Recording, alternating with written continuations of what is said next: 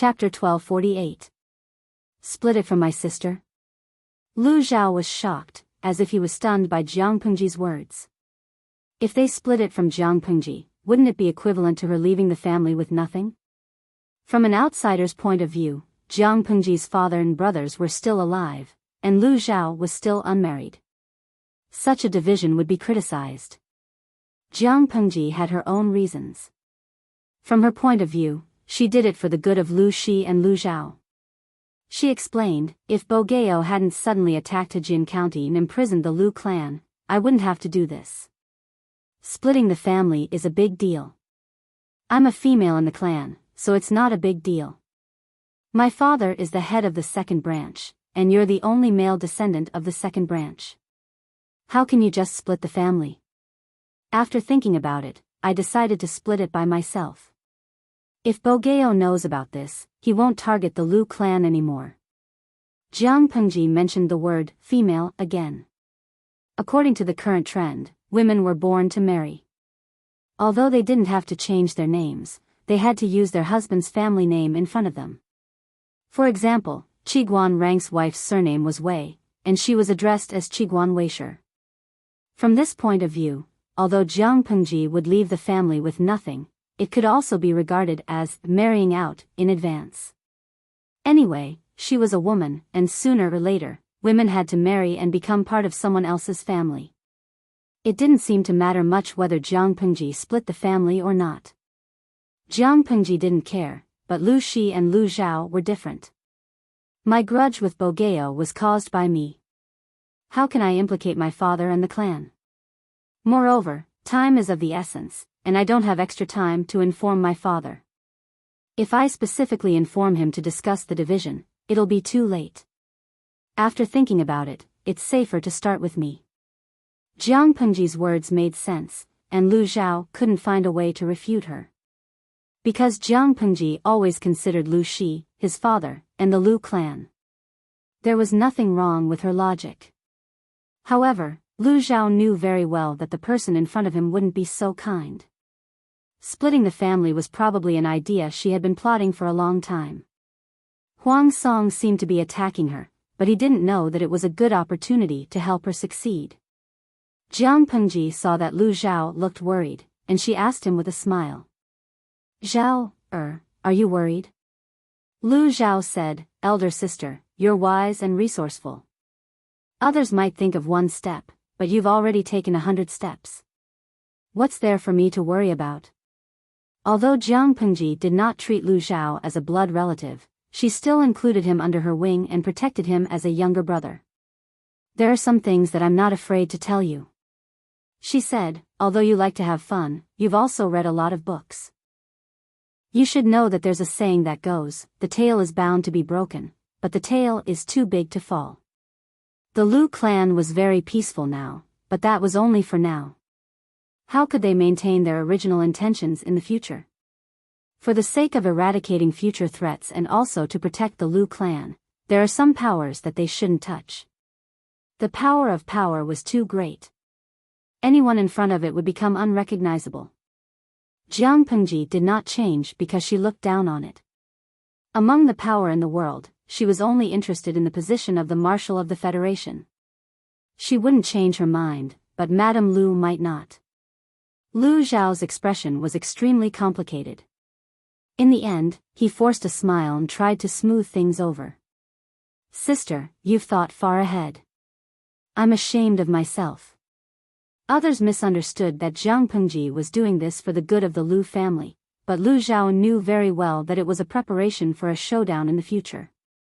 Since Lu Zhao didn't have any opinions, the others were even less qualified to express their opinions. Old Master Lu Shi, who was most qualified to voice his opinion, was still enjoying his retirement in Chongzhou.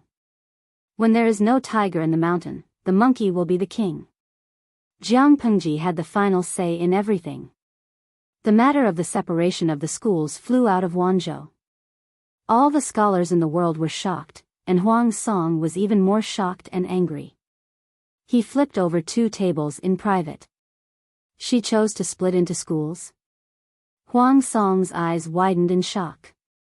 After a while, he smiled bitterly and said, Lanting's tactics are really surprising. She doesn't want to be at a disadvantage. As soon as Madame Lu fell into my hands, she immediately chose to sever all ties with her. If it was an ordinary branch, the steps would be very complicated. It would require the clan leader and the clan elders to open the ancestral hall and invite out the clan records. There would be a lot of twists and turns. Now that the entire Lu clan had been captured by Huang Song, it was naturally impossible for them to open an ancestral shrine and request for a genealogical record. Extraordinary circumstances require extraordinary measures. Special circumstances require special treatment. Jiang Pengji's announcement to the world's branches had a similar effect. Huang Song originally wanted to use Madame Lu as a trump card to restrain Jiang Pengji, but he didn't expect her to be so decisive. Cutting a tangled knot with a knife, Master Lanting's temperament is indeed incomparable to that of ordinary people. Qing Jing shook his head when he heard that. It was his idea to seize Hejin County and confine Madame Lu. Everything was going well, but who knew that Jiang Pengji would act irrationally and directly choose to split into schools to draw a clear line. If she were a man, I'm afraid she would be criticized for her actions. Unfortunately, she's a woman. Jiang Pengji had suffered for so many years because of her gender. Finally, she gained an advantage. Huang Song said regretfully, now we can't use Madame Lu to restrain her. Qing Jing shook his head and said, as long as Madame Lu doesn't take the initiative to cause trouble, I'm afraid the Lord can't do anything to them. If Madame Lu wasn't a gentry family, killing them would not be a big deal. At most, it would make Jiang Pengji hate them. However, Madame Lu was a proper gentry family. No gentry family in the world would agree to kill them without a good excuse. Thinking back to the past, when Jiang Pengji reorganized the gentry families in Chongzhou, she also put a lot of *T on them before taking action. Feng Ju asked, does the Lu family know about this news? Qing Jing answered, probably not yet, but they will know soon. Madame Lu's people were all imprisoned in the clan land. Their range of activities was restricted, so it was not easy for them to receive news from the outside world. They would only know about Jiang Pengji's division after a while. Feng Ju said, if Madame Lu knows about this, I wonder how she will react. His seemingly unintentional words fell into the ears of Huang Song and the others, and they had a different interpretation of it. Qing Jing asked, Huaijie means? To instigate Madame Lu to defect? Madame Lu isn't as stupid as Madame Zhang. Even if Lu Shi's division leaves, Madame Lu won't fall out with him. They aren't that easy to drive a wedge between them. Feng Ju smiled and shook his head. There's just one thing I don't understand. Why is Lu Shi and Madame Lu's relationship so bad? Even if they said it was for Madame Lu's good, those words could only deceive ordinary people. How could a truly intelligent person be fooled? Rather than saying that the division was for Madame Lu's safety, it was more like getting rid of Madame Lu's burden. Feng Ju thought that the latter was more likely. Children of gentry families received clan education from a young age. If it wasn't for special circumstances, why wouldn't they side with the clan?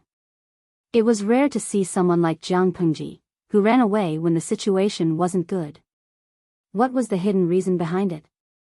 Feng Ju took it to heart. Chapter 1249. Ever since Hejin County was conquered by Huang Song, the Lus had been living in seclusion. They refused all activities and invitations. Hearing that Jiang Pengji was independent, the Lus were calmer than the outside world. The reason was that Jiang Pengji and the Lus had little contact in the past few years. She didn't ask for help from the family when she was in danger, and she didn't help the family during her glory days. At first, the Lus were a little uncomfortable, but they understood after a while. Jiang Pengji was rich and never thought of giving benefits to the family. They couldn't be thick-skinned and stick to her. A few elders reacted fiercely. They were angry at Jiang Pengji's behavior. The Lus didn't enjoy the benefits Jiang Pengji gave them. Instead, they made the family suffer. Now that they were in trouble, they kicked the family away. What a heartless woman. A gray-haired elder sneered and said sarcastically, like father, like daughter. Lu Shi's parents, Lu Shi, were the same. They guarded against the family like thieves. Lu Shi and his wife didn't use their brains to think. If the Lus didn't support them, how could the second branch take over the entire bamboo paper workshop? Their daughter is also an ungrateful wretch. Although the bamboo paper workshop was built by Gu Min with her dowry, didn't the resources she used come from the family?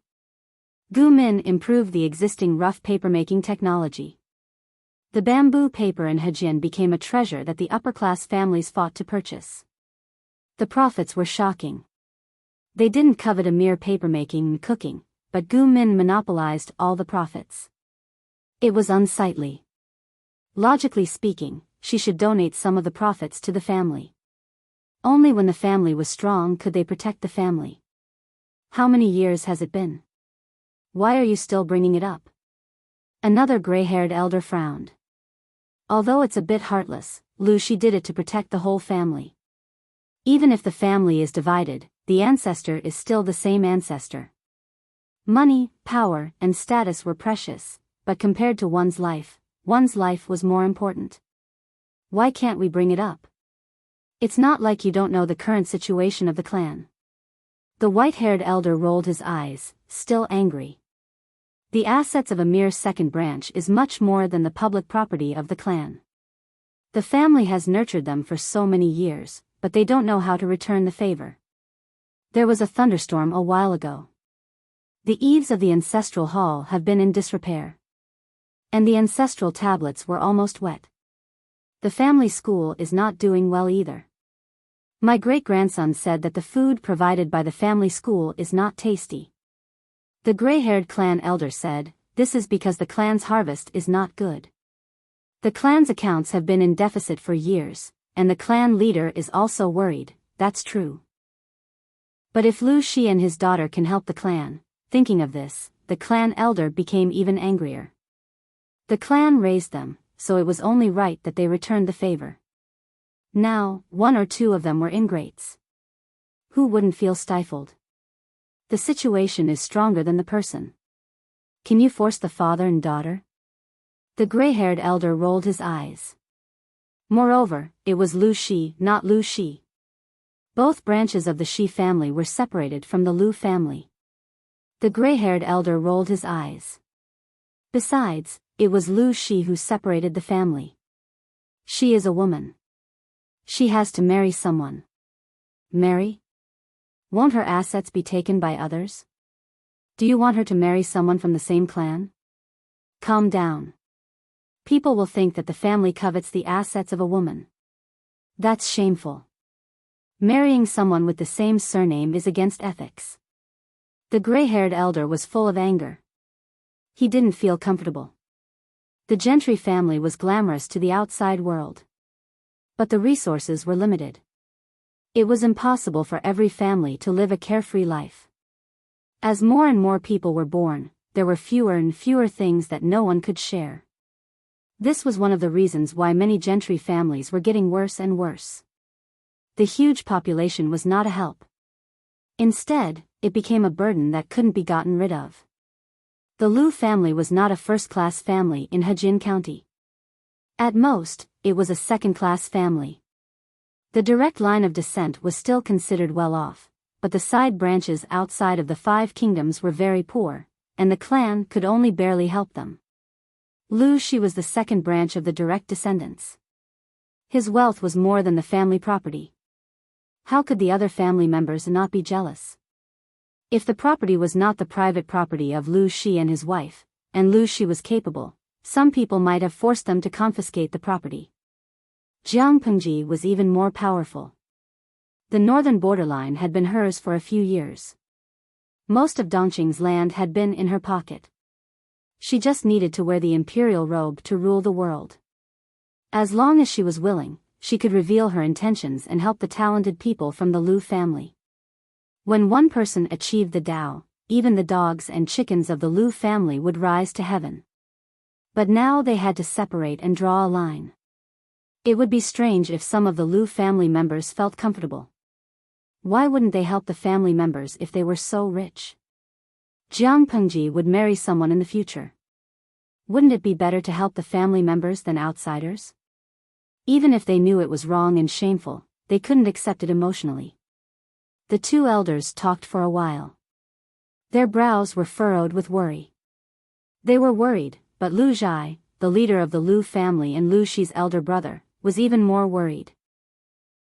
Ever since Jiang Pengji and Huang Song stationed their troops in the north and south of Hejin County and confronted each other, he knew his family was in trouble. He didn't expect the trouble to come so quickly and so urgently. The Zhang family in Hejin betrayed the Lu family, which caught him off guard. "Father, the children in the family are talking about it. Do we really not have to stop it?" Lu Heng, who was about to enter his 30s, frowned, leaving a shallow wrinkle between his brows. If Jiang Pengji was there, she might have lamented that time and tied wait for no man. Lu Heng, who was elegant and funny in the past, was now a mature and steady middle-aged man. "How do you explain it?" Lu Zhai was worried. "Let them be." Lu Zhai was much older than Lu Shi. His hair had been dyed gray. He looked slightly old. If he didn't have a good temperament, he would probably look older. "If I don't do anything, my cousin will really break with the family." Lu Heng still liked his cousin very much. But after the incident at the flower festival when she was 12, her personality changed drastically. Not only did she not get close to him, but she also didn't give him gifts during the 4 seasons and 8 festivals. The relationship between the first and second branch had become as thin as plain water. Lu Zhai smiled bitterly. Break up a long time ago. That year, when my second brother went to Hu County, he asked his relatives to move out of the family land. From then on, we didn't have any contact. I'm not surprised that Lanting took the opportunity to break up with the family. As he spoke, there was a sound of crutches hitting the ground and many footsteps. What's wrong? You're blaming me now? Chapter 1250. Lu Zhai heard his mother's words and quickly got up to greet her. He humbled himself, but the old lord did not let it go. Lu Zhai had to explain himself. "Mother, you are putting me in a difficult position. When have I ever complained about you?" Lu Heng also stood up to greet his grandmother. With the help of the father and son, the old lady sat down in the seat of honor. She had lived like a princess for many years. Although she was old, her skin was fair and she looked younger than her actual age. However, her face was slightly mean and her eyes were narrow and sharp. She looked like an old lady who was not easy to get along with. She was Lu Zhai and Lu Shi's mother, the ancestor of the Lu family, and the old lord of Changsha. She was furious when she heard that Jiang Pengji dared to divide the family. She hurried to discuss it with her eldest son. She did not expect to hear the conversation before she entered the door. She was even angrier. "Humph. I heard that the second branch has an unfilial girl." The old lord was old, but his voice was loud. When he talked about his granddaughter, Jiang Pengji, who he had never met before, his expression became sharper. "She is over 20 years old and still hasn't gotten married. Now she wants to divide the family? As the head of the family, why didn't you write a letter to reprimand her? How can you allow a girl to make a scene in front of you? Do you have any rules in your family?" Lu Zhai could only smile bitterly. How would the old lord know the influence of the Lu family in the outside world? The ancestors of the Lu family had been glorious for a while, but they had been going downhill for the past 100 years. They were able to hang on to the second-rate position in Hejin mostly because of Lu Shi. Compared to Lu Shi, Jiang Pengji was more powerful. What could the Lu family do to make her obey? "Mother, it is not as bad as you think." Lanting separated from the family for the sake of the family. Hejin County is now in Huang Song's hands. Huang Song and Lanting are rivals. If Lanting does not separate from the family and cut ties, Huang Song will use the lives of the Lu family to threaten Lanting. If she separates from the family, Huang Song will have no reason to do anything to the Lu family. This is also the child's filial piety, Lu Zhai said gently. She tried to persuade her mother. Lu Zhai and Lu Shi's mother came from a prominent family in Langia County. She and Gu Min's mother were cousins.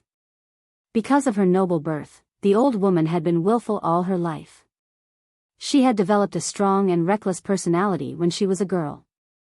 She always liked to force others to do what she wanted. She lived a free and easy life, but the people around her were almost driven crazy by her. A recent example was Lu Shi and his wife. As soon as Lu Gui finished speaking, the old Fengjun waved his hand away. Stop saying nice things to that unfilial girl. It's fine to coax an idiot, but what's the use of coaxing me? Although this old woman is old, her mind is not muddled. Lu Shi is clearly unfilial to his elders and heartless to his clan. The old woman's eyes widened, revealing the whites of her eyes. Just looking at her made one shiver in fear. If she says that the sect will be independent, then the sect will be divided. Where will the face of the entire clan be? Gu Min really gave birth to a B****. First, she instigated her man to go against me, and now, she has raised an unfilial daughter that disgraces our clan. The old woman was raised with honor. She also heard that her granddaughter was capable, but she didn't like her. Instead, she hated her. It wasn't that Lu Shi was bad, but it was because of some old scores. The old woman and Gu Min's mother were cousins. They were equally important in the clan. At that time, the atmosphere between the sexes was still very open. It was normal for unmarried girls to have a sweetheart before marriage. When the old woman was young, she liked young and handsome scholars. Occasionally, she would have trysts with them under the moonlight. After all, she was born in a big clan. If her reputation was too bad before marriage, it would affect her marriage, so she was very careful. However, Gu Min's mother, her cousin, was more skillful. During the marriage discussion, she tricked her and let others see her exchanging a token with a scholar. This matter was fatal, but it also affected her status. The marriage discussion went wrong. In the end, Gu Min's mother married into the Langia Gu clan and became the wife of the clan. Everyone envied her, but she married a son of the Lu clan in Hejin County. After marriage, she was not as good as her cousin. She never thought that the daughter of her cousin, Gu Min, would marry her second son, Lu Shi. Every time she saw her daughter-in-law, she felt as if there was a fishbone stuck in her throat. She didn't like Gu Min either. In her opinion, Gu Min was the culprit who instigated the separation between her and Lu Shi. After Gu Min got married, she became restless. She started a business and showed her face in public. Her business was big, but she didn't want to give it to her elders. She had been Gu Min's mother-in-law for many years. Every time she asked that woman to set a rule, Gu Min was unwilling. She had never seen such an unfilial woman. When Gu Min passed away, she secretly clapped her hands and cheered. With Gu Min's death, her filial and obedient son would definitely come back. She couldn't bear to see her son dying for Gu Min. She specially found a woman who looked like Gu Min and planned to make her Lu Shi's concubine. Under her secretly instigation and support, the woman stole the inheritance left by Gu Min and bullied the child she left behind. A dead person was dead, and a man was a man. Which man would push away a beautiful woman for a dead person?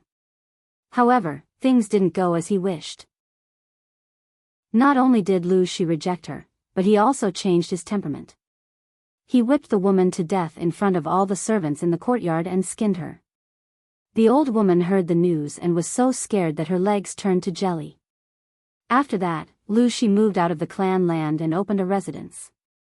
He didn't even take a step in the door. The old woman almost vomited to death. Whether it was her cousin, Gu Min, or Lu Shi, all three women of the same lineage, none of them could get along with her. The old woman became even angrier when she thought of the trauma and grievances she had suffered all these years. Now, Lu Shi wanted to separate from the clan. He must have grown up. Lu Zhai frowned and said unhappily, "Mother, no matter what, Lanting is still your granddaughter. Ever since Lu Zhai and his brothers got married, their mother became more and more domineering and willful. She wanted to control everyone and everything. When their father was still alive, he could still restrain her. After their father was gone, she became more and more lawless. Now, she didn't care about the old lord's identity and age. She called her granddaughter B*TCH in front of everyone. Lu Zhai was a gentleman and couldn't stand such filthy words. The old lord said stubbornly, "I don't have such an unfilial granddaughter." Lu Zhai was a grandfather and almost 5 years old, but he still couldn't do anything to his mother. The old lord scolded Lu Zhai. Lu Zhai was already in a bad mood. Faced with his unreasonable mother, he simply retorted, "Mother, the situation is better than the person. Lanting is a duke with millions of strong soldiers, not a granddaughter who listens to your scolding. To put it bluntly, she controls the life and death of our clan. We are meat on the chopping block. We can only accept her independence without any complaints." When the old lord heard this, he suppressed his anger in his heart. Chapter 1251. The sudden change shocked Lu Zhai and his son. It was as if their hearts had skipped a beat. The two hurried over to support the old Fengjun. When the old Fengjun saw their nervous expressions, she couldn't help but reveal a comfortable smile. She knew that as the respected old Fengjun of the entire family, no one dared to anger her or go against her wishes, much less her own son and grandson. As long as she was still in the Lu residence, she was the old Fengjun that everyone respected and respected. Thinking of this, the old Fengjun felt much better. Her soaring blood pressure and anger started to decrease. She shakily reached out to grab her son's hand. She was about to smile and say something, but she was too angry. A mouthful of thick phlegm surged up her throat. It rolled and didn't want to slide down, and she couldn't spit it out. After a while, her ruddy face turned pale, and then from pale to dark purple. The color quickly deepened. Her thin and sharp eyes widened, and the whites of her eyes were frightening. Her change was more serious than Lu Zhai and his son. They were even more afraid. Lu Heng said with a pale face, "Father, grandmother is probably blocked by phlegm."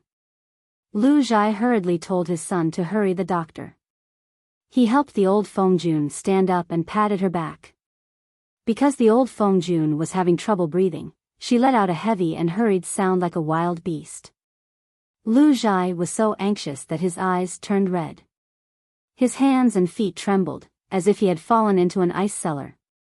No matter how bad his mother was, the person in front of him was his birth mother. Now that she was in such pain, of course he didn't feel good. Lu Heng didn't care about his appearance. He lifted his clothes and jogged to invite the doctor to the main hall. When he arrived, he found a group of servants standing outside the main hall with their hands raised. Their expressions were sorrowful. Lu Heng's heart skipped a beat. His lips trembled and his legs went weak as he entered the room. The tip of his feet stepped on his clothes and he stumbled forward. The doctor carried a medical box and followed in. He saw Lu Heng almost fall and subconsciously reached out to pull him up. This. The doctor was a guest official that Lu Zhai had specially invited to the old Fengjun's residence. He was in charge of diagnosing and treating the old Fengjun. If the old Fengjun had a headache or fever, he would be in charge of it. He was also the one who understood the old Fengjun's condition the best. "Old Fengjun, this is..." Lu Gui hugged the old Fengjun with a pale face. She only came back to her senses when she heard the doctor's voice. Quick, let mother take a look." Lu Zhai urged the doctor. The doctor glanced at the old Fengjun's appearance and came to a conclusion in his heart. He still went forward to take the old Fengjun's pulse. The skin he touched was much lower than that of an ordinary person. There was no pulse at all. The doctor lifted the old Fengjun's eyelids to look at his pupils. "Master, my condolences." He shook his head with a regretful expression. Lu Zhai's age could be considered to have entered old age, and it was best not to be struck by a sudden mishap and have one funeral turn into two. Thus, the doctor comforted Lu Zhai in a low voice. Old Fengjun is also a person of 70 years of age. Now that he has passed away, it can be considered a happy funeral. Old Fengjun usually eats a lot of meat and fish. His diet is heavy and he doesn't like to move around, so he often has headaches and dizziness. Just now, his anger attacked his heart, causing his heart and lungs to be damaged. His phlegm surged up, causing him to have difficulty breathing. Master, you should prioritize your health and not have such a huge change in emotions. The doctor had been a doctor for many years and was very experienced. He only needed to do a simple examination to know how the old Fengjun had passed away. The old Fengjun had lived like a prince for too long. His body was not suited for great joy or anger. Otherwise, it would be easy for his qi and blood to attack his heart, and medicine would be ineffective. He had lived in the Lu residence for many years and knew the temperament of the few masters in the residence. The doctor did not believe that Lu Zhai had angered the old Fengjun to death. Everyone knew how filial Lu Gui was to her mother. The old Fengjun's reputation was not good. Everyone in the residence knew that this old woman was not willing to suffer any losses. Even if she threw a tantrum, she would make people accommodate her. In terms of angering someone to death, it was more likely that Lu Gui had been angered to death by this old mother. The doctor glanced at the old Fengjun's sorry figure. The other's face was dark purple, and now it was dyed with a deathly ash white. His slightly protruding eyes were bloodshot, and a mouthful of thick green phlegm hung from the side of his mouth. On the ground, there was a puddle of food residue and acid from his stomach. Lu Gui only came back to her senses after a while. Tears fell from her eyes, and her teeth bit her lower lip until it was white. Sobs flowed from her throat. Lu Heng watched from the side with worry. Grandmother had already passed away. If something happened to father, the entire family would collapse. Lu Gui cried for a while until she was out of breath. However, it was better to vent her sorrow than to keep it in her heart.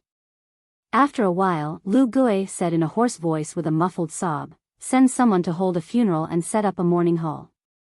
Lu Heng was silent for a while, and then asked Lu Gui with a troubled expression. "If we hold a funeral, was grandmother's death due to a dream or, if it was a dream, then it was a normal death of old age, commonly known as death of old age? If it wasn't for this reason, then it was an abnormal death." It was a sensitive time, and the cause of the old Fengjun's death would cause a huge uproar. Lu Gui raised his hand to wipe away his hot tears. He calmed himself down and instructed Lu Heng word by word. Mother fell into the hands of the bandits in Hejian County, and the people were attacked by the Huang bandits. They were anxious and fearful, and their old illness was triggered. Unfortunately, they passed away. Lu Heng's eyes widened slightly, as if he was seeing his father for the first time. Lu Gui seemed to understand his son's meaning. His lips twitched weakly, and he said as if he was crying, "If I don't say that, then should I tell the truth?" Lu Heng instantly understood his father's painstaking efforts. As long as outsiders saw the old Fengjun's body, they would know that she had died an abnormal death. At such a sensitive time, it was hard to guarantee that no one would make an issue of it. Jiang Pengji was now independent. If someone intentionally misled her, Jiang Pengji would be labeled as unfilial, disobedient, and infuriating grandmother to death. Huang Song would definitely make an issue of it and use this point to attack Jiang Pengji, causing her to lose all standing and reputation. If that was the case, there would be no room for reconciliation between her and Lady Lu. It would be good if she didn't bear a grudge against her. Although Jiang Pengji had become independent, they were still of the same ancestor. If the bones were broken, the tendons were still connected. If they helped Huang Song attack Jiang Pengji, what benefits would they get in the end? Of course, if the benefits Huang Song offered were greater than what Jiang Pengji could offer, they could consider switching sides. However, the reality was that helping Huang Song was far inferior to helping Jiang Pengji. To prevent Huang Song's men from making an issue of the old Fengjun's death, the Lu residents had to be the first to close the coffin and determine the cause of the old Fengjun's death. Yes, your son will do it now. Countless thoughts flashed through Lu Heng's mind. He didn't dare to delay and immediately dealt with the funeral. The old Feng Jun was over 70 years old. In the words of a physician, this age was considered a happy funeral. The residents had already made mental preparations and prepared a coffin and other things. Although the death was sudden, the residence was still in order. The cause of the old Fengjuan's death was also spread.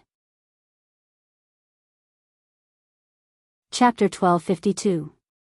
Suddenly hearing that the old lord had passed away, Feng Ju and Qing Jing's thoughts reached a high degree of unity. Take the opportunity to stir up trouble. There was much to be done here. However, Lu Zhai was shrewd. He had long thought of this possibility and concluded the old lord's death in advance. If he had been a step later, the news of an unfilial granddaughter separating from the family and the death of her 70-year-old grandmother would have spread far and wide. Feng Ju sneered. It seems that the Lu family's foothold in Hejin County is not entirely based on luck. Qing Jing put his hands in his sleeves and looked at Feng Ju calmly. After all, they are gentry. It is their nature and instinct to seek benefits and avoid harm. This was considered a crisis public relations. The Lu family's response to this matter was commendable. The corners of Feng Ju's lips curled into a sneer.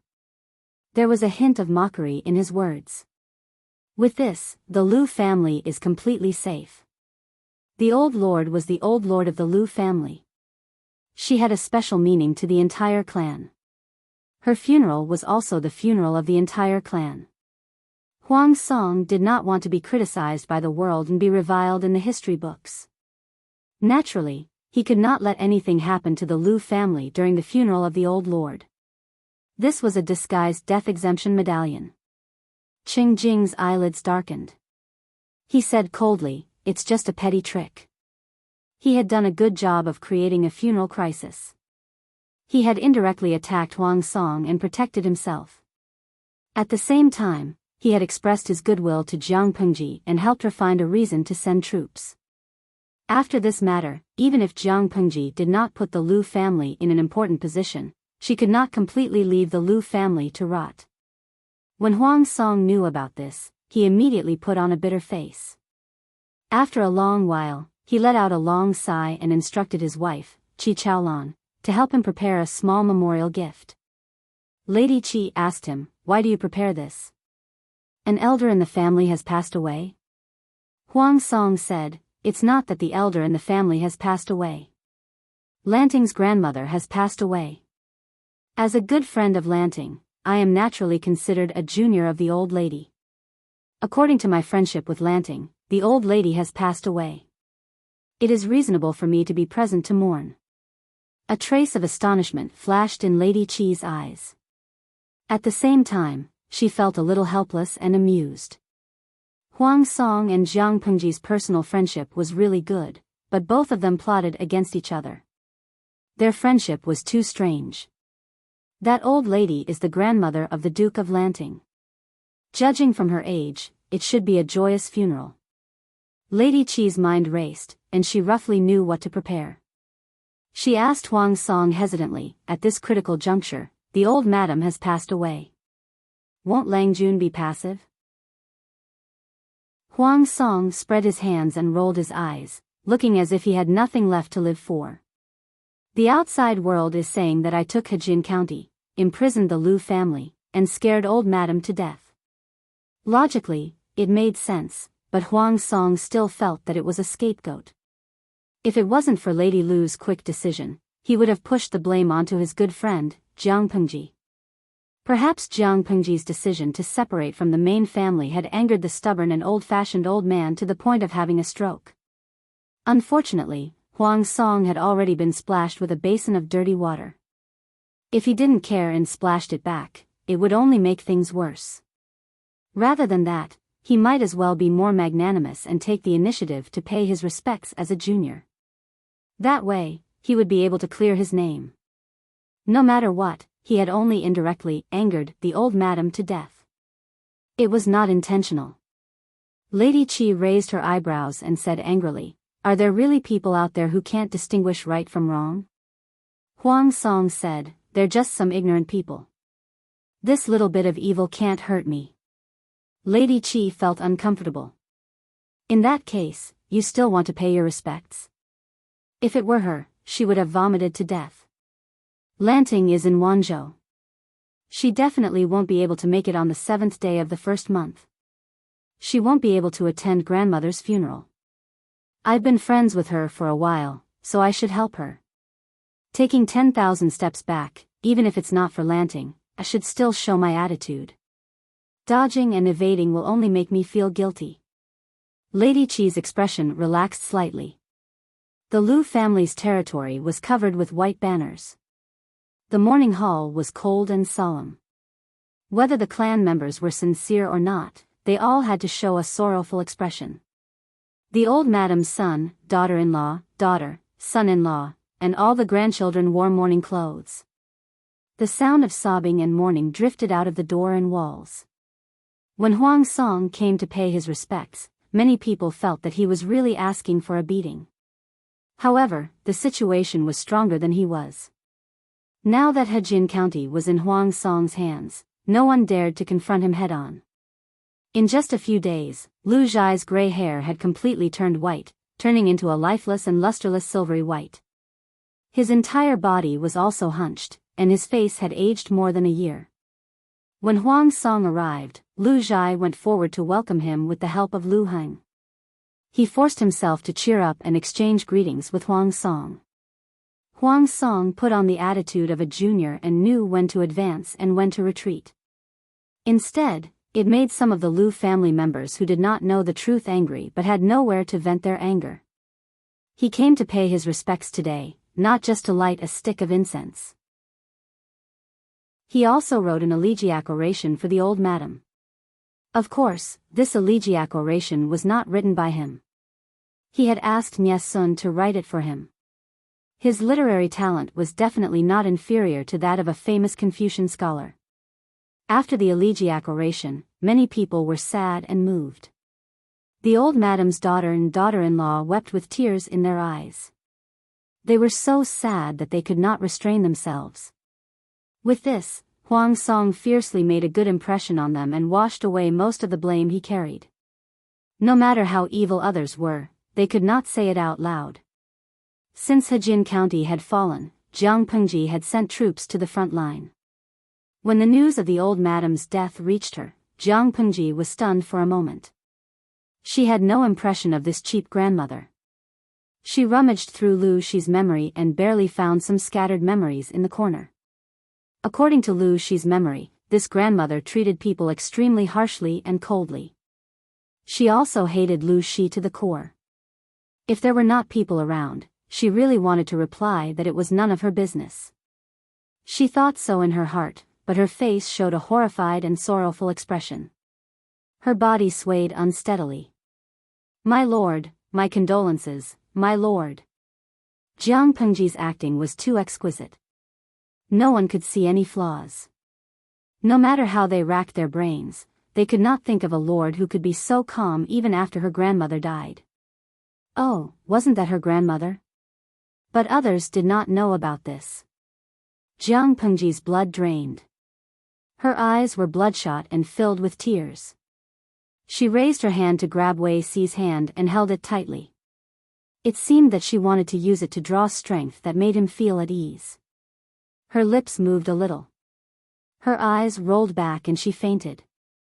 It was not that Jiang Pengji's acting skills were not good enough. It was just that she had no similar experience and was afraid that her acting would not be realistic. In her previous life, she did not even know who her biological parents were. When she was a few years old, she was sent by her adoptive parents to the Special Military Academy to be trained as a genetic warrior. Jiang Pengji's rationality was perfect, but there were still many gaps in her emotional side. She really could not do it if she was asked to vividly play a filial little girl who had lost her grandmother. With a sudden inspiration, Jiang Pengji used the great technique of pretending to be unconscious that had worked every time. Her fainting scared the hell out of people. Qiguan Rang took advantage of the chaos to secretly take Jiang Pengji's pulse. After confirming her pulse, he released his hand without a trace. Very good, it was not a slippery pulse. Although Qiguan Rang had been looking forward to seeing the young lord's shadow, if the lord was pregnant at this juncture, he would really be in trouble. It was fine as long as she was not pregnant. Jiang Pengji's heart was beating like a drum. Chapter 1253. Of course, Qiguan Rang did not realize that she was pretending to be unconscious. Not only him, but the others were also shocked. Not long after, the news that Jiang Pengji had suffered a huge blow from her grandmother's death and was bedridden spread, causing panic among the people. She was the leader and backbone of the entire force. Many people began to panic when she suddenly fell seriously ill and fell into a coma. After the military doctor's diagnosis, he said that Jiang Pengji was too grief-stricken, which triggered a chronic illness. If she was not young, she might not have woken up. For the sake of her health and life, it was not advisable to rush about or worry about things. She should rest and recuperate in peace for 3 to 5 months. 3 to 5 months? It would be too late by then. When the generals and soldiers heard about this, their hearts felt cold. Their lord fell ill and the morale of the army was disrupted before victory was achieved. This was not a good sign. For a moment, the camp was filled with a depressing atmosphere. They were worried about Jiang Pengji's situation.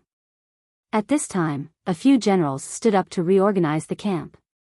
Fu Wang took over the military power and encouraged the generals. The overall morale did not drop but rose. Their lord fell ill, they needed to pull themselves together and defend the land so that the enemy would not dare to invade. The morale of the army outside has stabilized. Jiang Pengji, who was rumored to be seriously ill and unconscious, was leaning on the table. She was in high spirits and had a ruddy complexion. She did not look like a sick person at all. Fu Wang said solemnly, "It has stabilized. The morale of the troops is high and they are training harder than before." Jiang Pengji nodded. Her thoughts could not help but return to that day. Everyone thought that she was really ill and they were all very anxious. However, they were smart people. After a while, they realized that something was wrong. Their lord was as strong as a wild bear. Even if she was really grief-stricken, she would not faint so easily, right? Finally, they dismissed the idlers around them and waited for Jiang Pengji to wake up. Jiang Pengji lay on the sickbed and quietly opened one eye. She realized that her trusted subordinates were all there, staring at her with unkind expressions. She had overturned the car. The scene of the car accident was extremely tragic. Coupled with the merciless mockery of the salted fish in the streaming room, the situation was extremely chaotic. Tai Jiashi, streamer, have you heard of the story of the boy who cried wolf?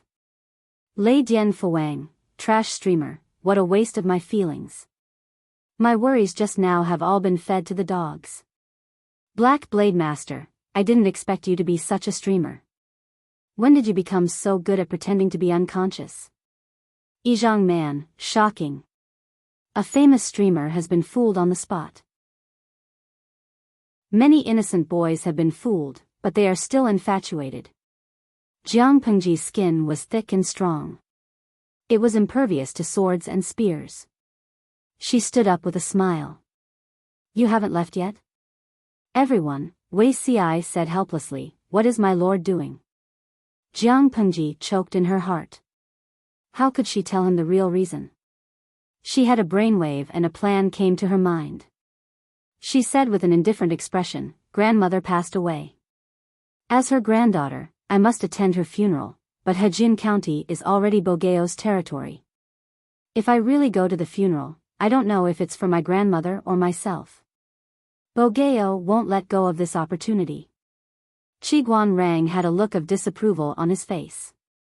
His thin lips were pursed into a straight line. The Lord used the trick of pretending to be unconscious to avoid attending the funeral. This inevitably left the outside world with the impression that she was unfilial and afraid of Huang Song. This matter is not difficult to resolve. My lord can send someone to attend the funeral on your behalf. Although the person can't be there personally, it's the same if his heart is there. Their lord had always been as shrewd as a fox. How could she be muddle-headed and use such a stupid trick? I know this, but Bogeo took Hajin County and scared my grandmother to death. We can't just let this go. Jiang Pengji's eyes flashed with a scheming and cold light. She smiled and said, "What if the news spreads that I'm too grief-stricken and have a chronic illness that makes it difficult for me to travel?" Bogeo's side will definitely be suspicious. Once the news is confirmed to be true, they will let down their guard. The army can take this opportunity to move their troops around and launch a surprise attack. Everyone was stunned. They didn't expect Jiang Pengji to pretend to be unconscious to be her strategy. Jiang Pengji continued, "Hajin County has always been a battleground for military strategists. Bogeo has the advantage of the right time and the right place to station his troops here. He has Haozhou and Qinzhou. He can take advantage of the terrain and divide his troops to attack Wanzhou and Sangzhou. We can only respond passively. In addition, Bogeo and I formed an alliance to attack the Meng family in Sangzhou. He crossed the river from the lower reaches of the Song River to attack Sangzhou. He's already familiar with the route. Although Huang Song only had 2 prefectures, his position was a pain in the ass for Jiang Pengji. Huang Song had taken over Hajin County, so Wanzhou had become a close target for him to attack. Jiang Pengji had been operating in Wanzhou for so many years. How could she bear to use Wanzhou as the main battlefield for the confrontation between the two armies? Even if they won the war, Wanzhou would be destroyed. It would really be like the saying, after being busy for a few years, everything would be back to square one. She was now afraid to take action, but Huang Song had nothing to fear. In order to protect Wanzhou, Jiang Pengji had to move her troops first and further push the battlefront to Huang Song's territory. After listening to her, everyone revealed a thoughtful expression. What their lord had said was what they had been most worried about recently. Wanzhou must not be lost. They didn't expect their lord to be so meticulous and take the risk to make this plan happen. Salted Fish in the live stream room listened in a daze. Tudu Feiqiu, I really believed the streamer's words. Lo Siji Lianmeng, I've been stuck with a year's worth of instant noodles. The streamer definitely came up with this at the last minute to smooth things over. Inuaja Zhuga Qinma, haha, the streamer is really an elite and outstanding talent who lies with her eyes wide open. I'd be blind to believe her words. They had been following the live stream room for so many years. They knew what kind of person Jiang Pengji was, alright? Unfortunately, no one else could see their complaints except Jiang Pengji. Yang Si found a military doctor to diagnose Jiang Pengji. In the end, he concluded that she had been grieving too much and had triggered an old illness. She could only rest quietly and not tire herself out. It was worth mentioning that the military doctor was none other than Dian Yan's wife. Dian Yan, Meng Han, and Feng Jin were transferred to Tsang Prefecture by Jiang Pengji to prevent Huang Song from attacking Tsang Prefecture from Songhe Gorge and Jiangdu.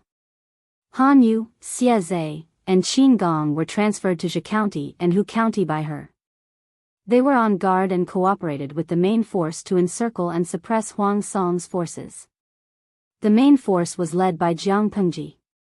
Wei Xi, Yang Si, and Qiguan Rang were the strategists.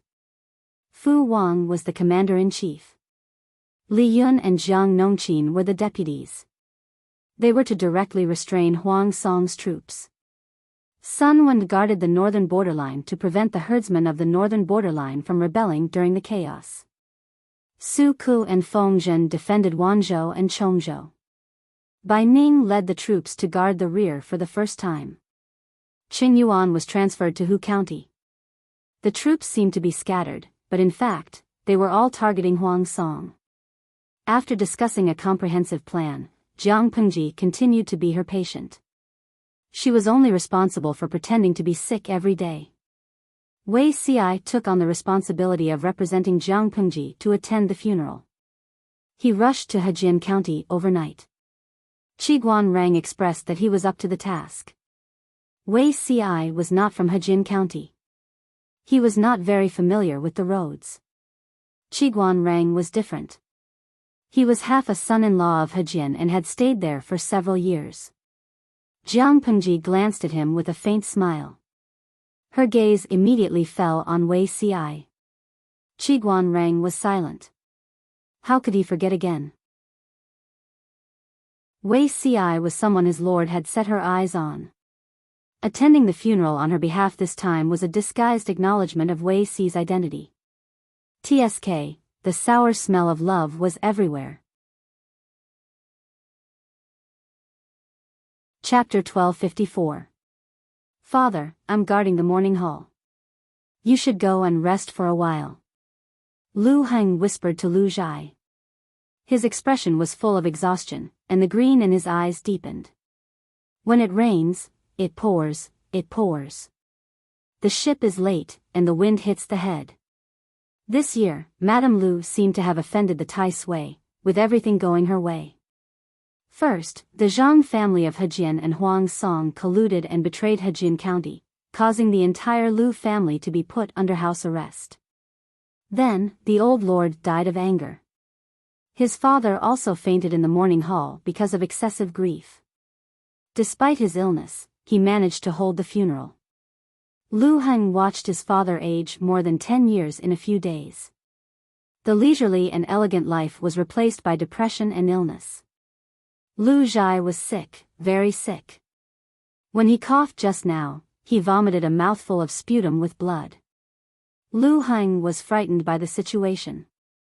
He was afraid that his father would be too tired and die with his grandmother, so he tried to persuade him to rest. However, Lu Zhai was stubborn. Not only did he not want to rest, but he also paid more attention to the old lord's funeral. He asked about everything.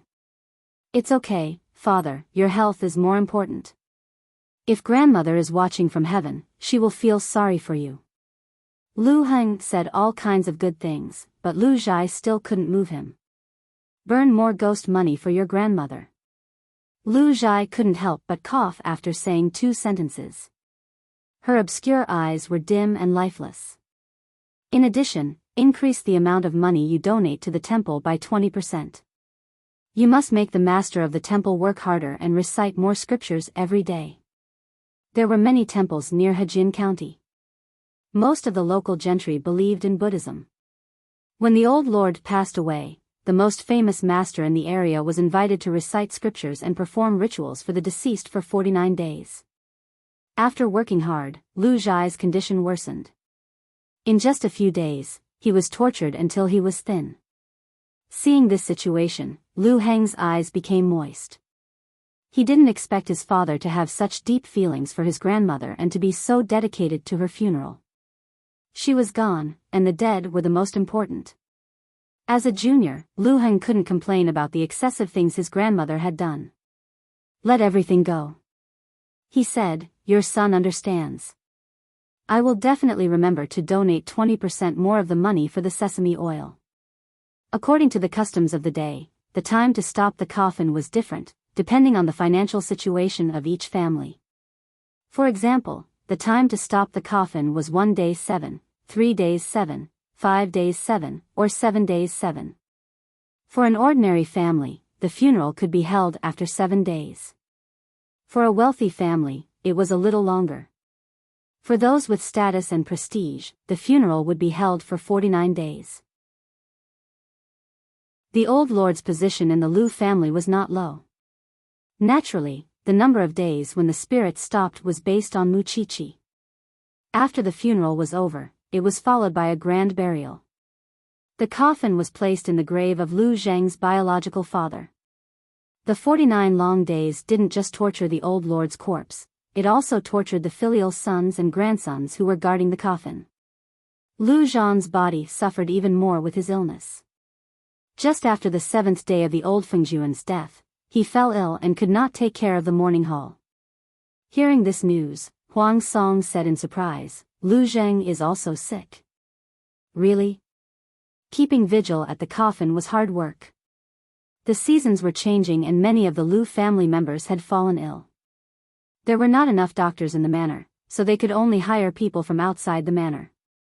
Huang Song took this opportunity to plant a few spies.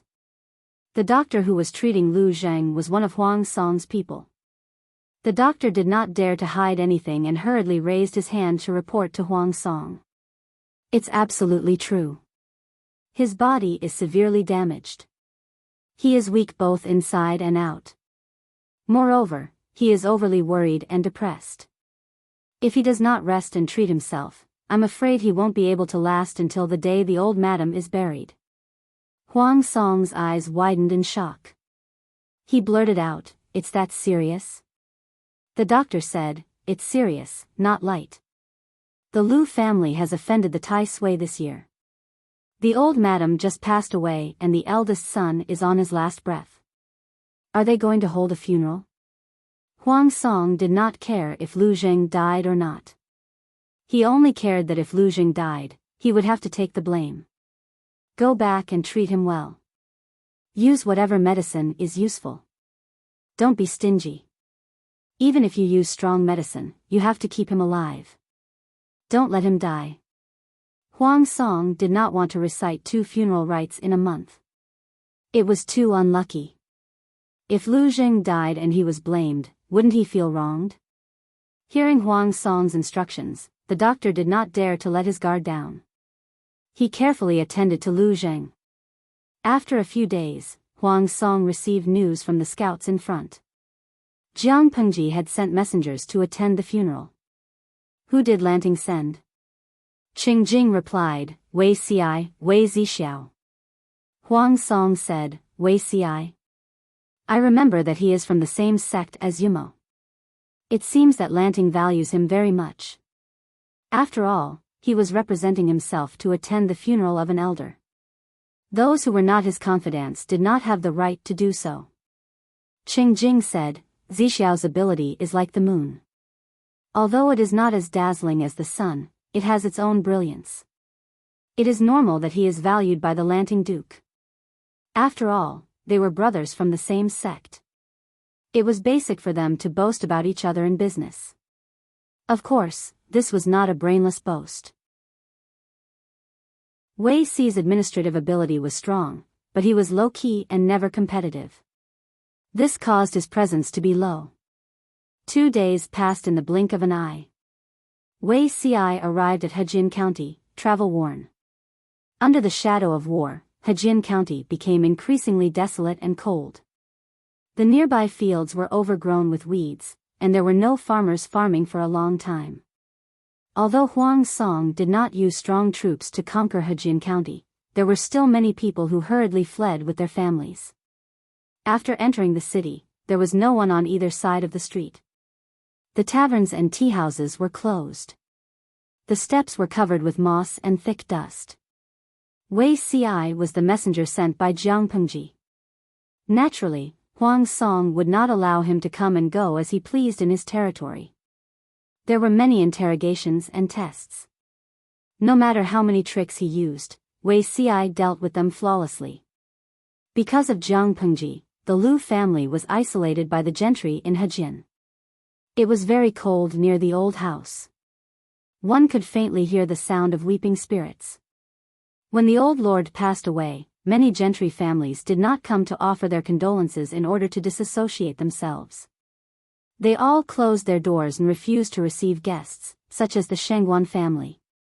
Even during the most difficult times, he had never seen such a cold and desolate appearance. Of course, there were those who were afraid and those who were not. Qiguan Rang's father-in-law, Wei Yuan, dared to come to offer his condolences with great fanfare. Wei Ci rushed over.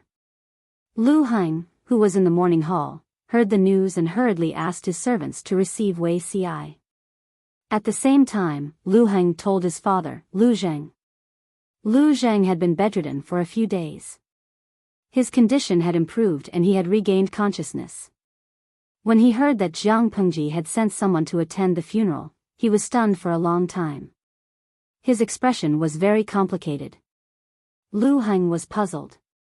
Since his father had been seriously ill, he often showed such an expression that he could not understand. It's rare that she has such thoughts. Heng, receive the messenger well. Don't be cold. Chapter 1255. Receiving the news that Wei Xiai had come to attend the funeral on behalf of Jiang Pengji, the Lus had mixed feelings. They knew that Jiang Pengji's independence not only slapped the Lus in the face, but also made them the laughingstock of the world. They wished they could straighten their backs and kick her messenger out. At the same time, they were secretly happy that she had not forgotten her clan and knew to send people to attend her grandmother's funeral.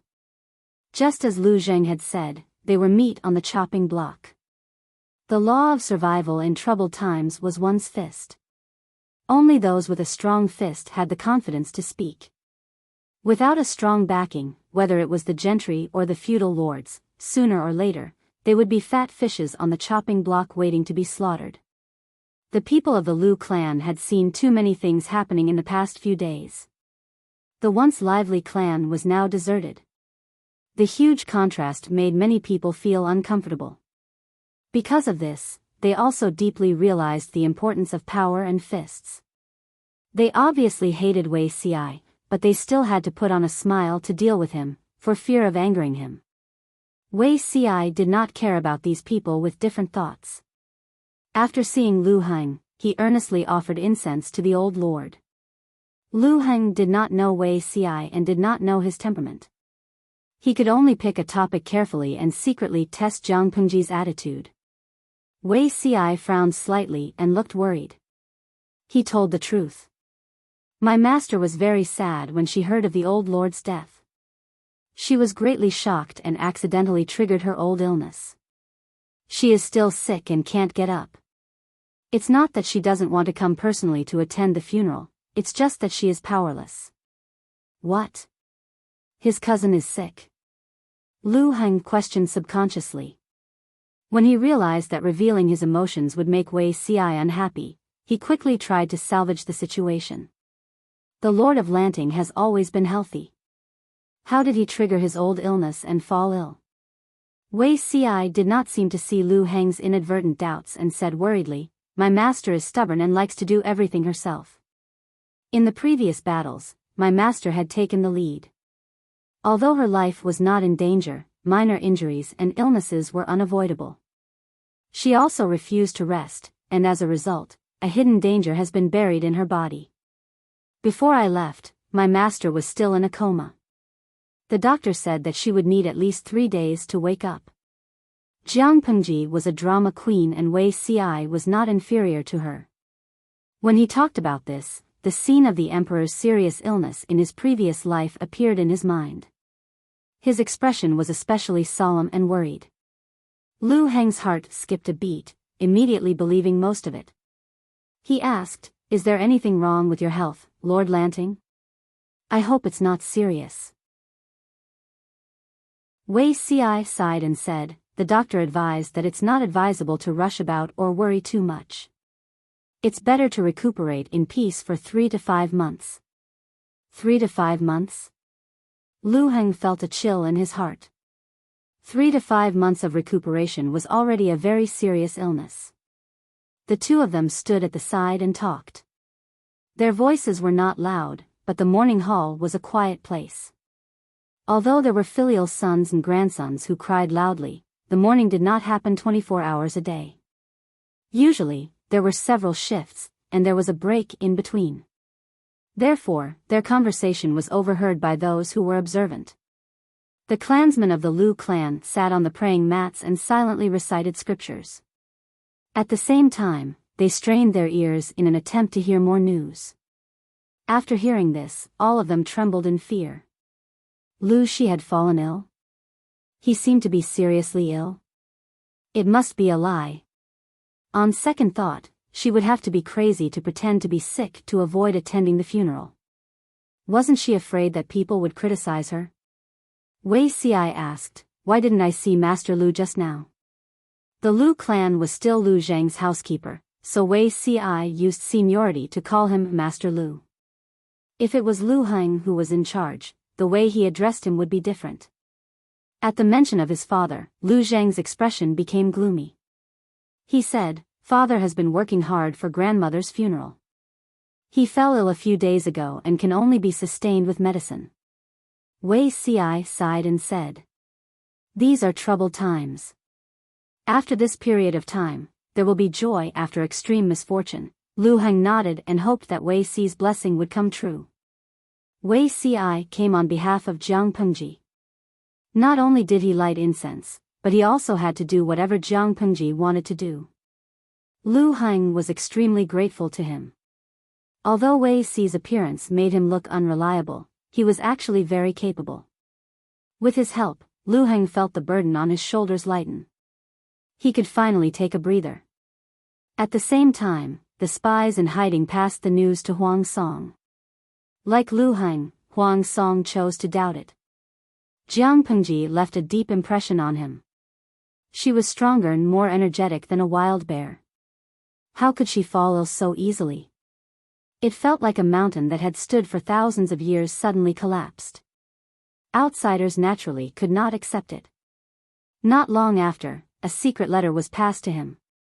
The person who delivered the secret letter arrived at Hejin County right after Wei Si.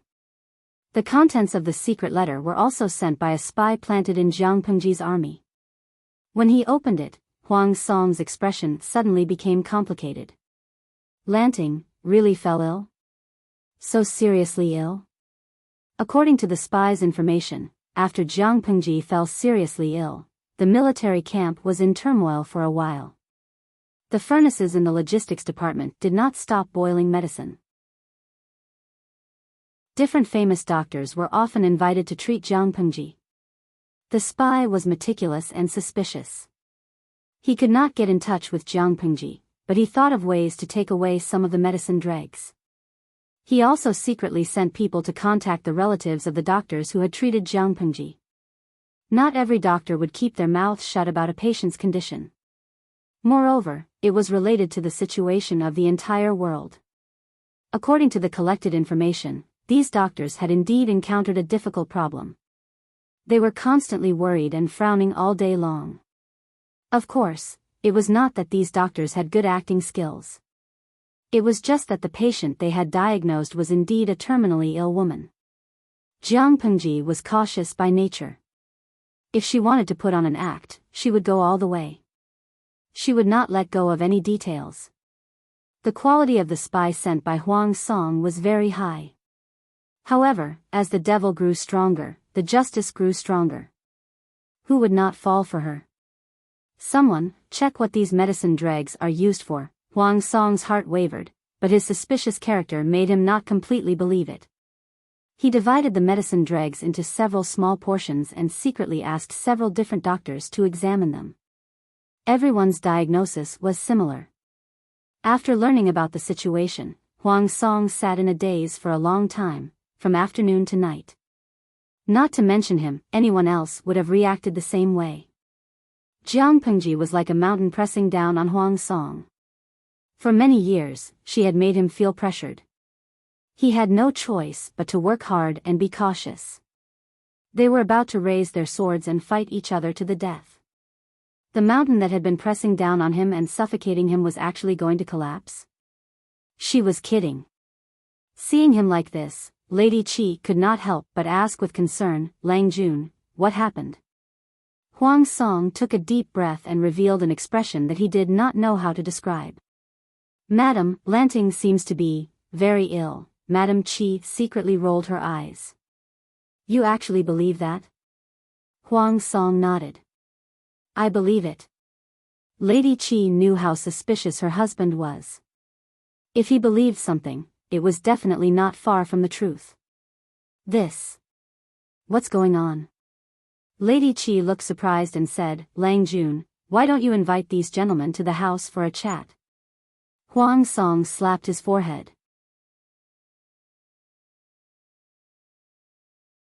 Chapter 1256.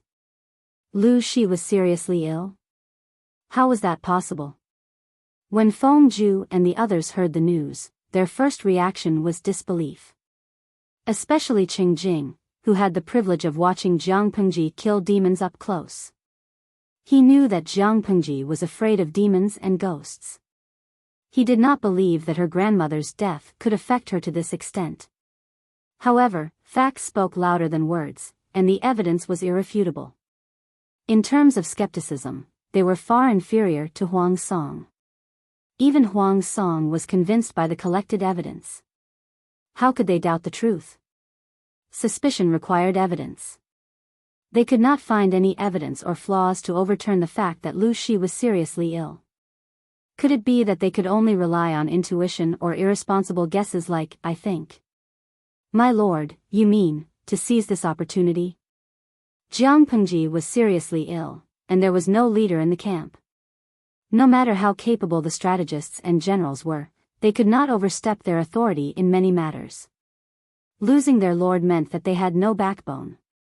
They would be overcautious in both offense and defense. This was a good opportunity for Huang Song and the others to take advantage of the situation. Huang Song nodded. "There's only one chance. We don't know when Lanting's condition will improve, or worsen." Jiang Pengji was still single. If she knelt down, the power she had built up would inevitably collapse. Huang Song could not help but sigh at the thought of that situation. As an opponent, the more unlucky the enemy, the better, but as a friend, he hoped that she would be well. Of course, before the outcome of the battle was decided, the relationship between him and Jiang Pengji was only hostile. Qing Jing said, "I'm afraid it's not appropriate to send troops rashly. It's better to test the waters by deploying troops." Feng Ju glanced at Qing Jing in surprise.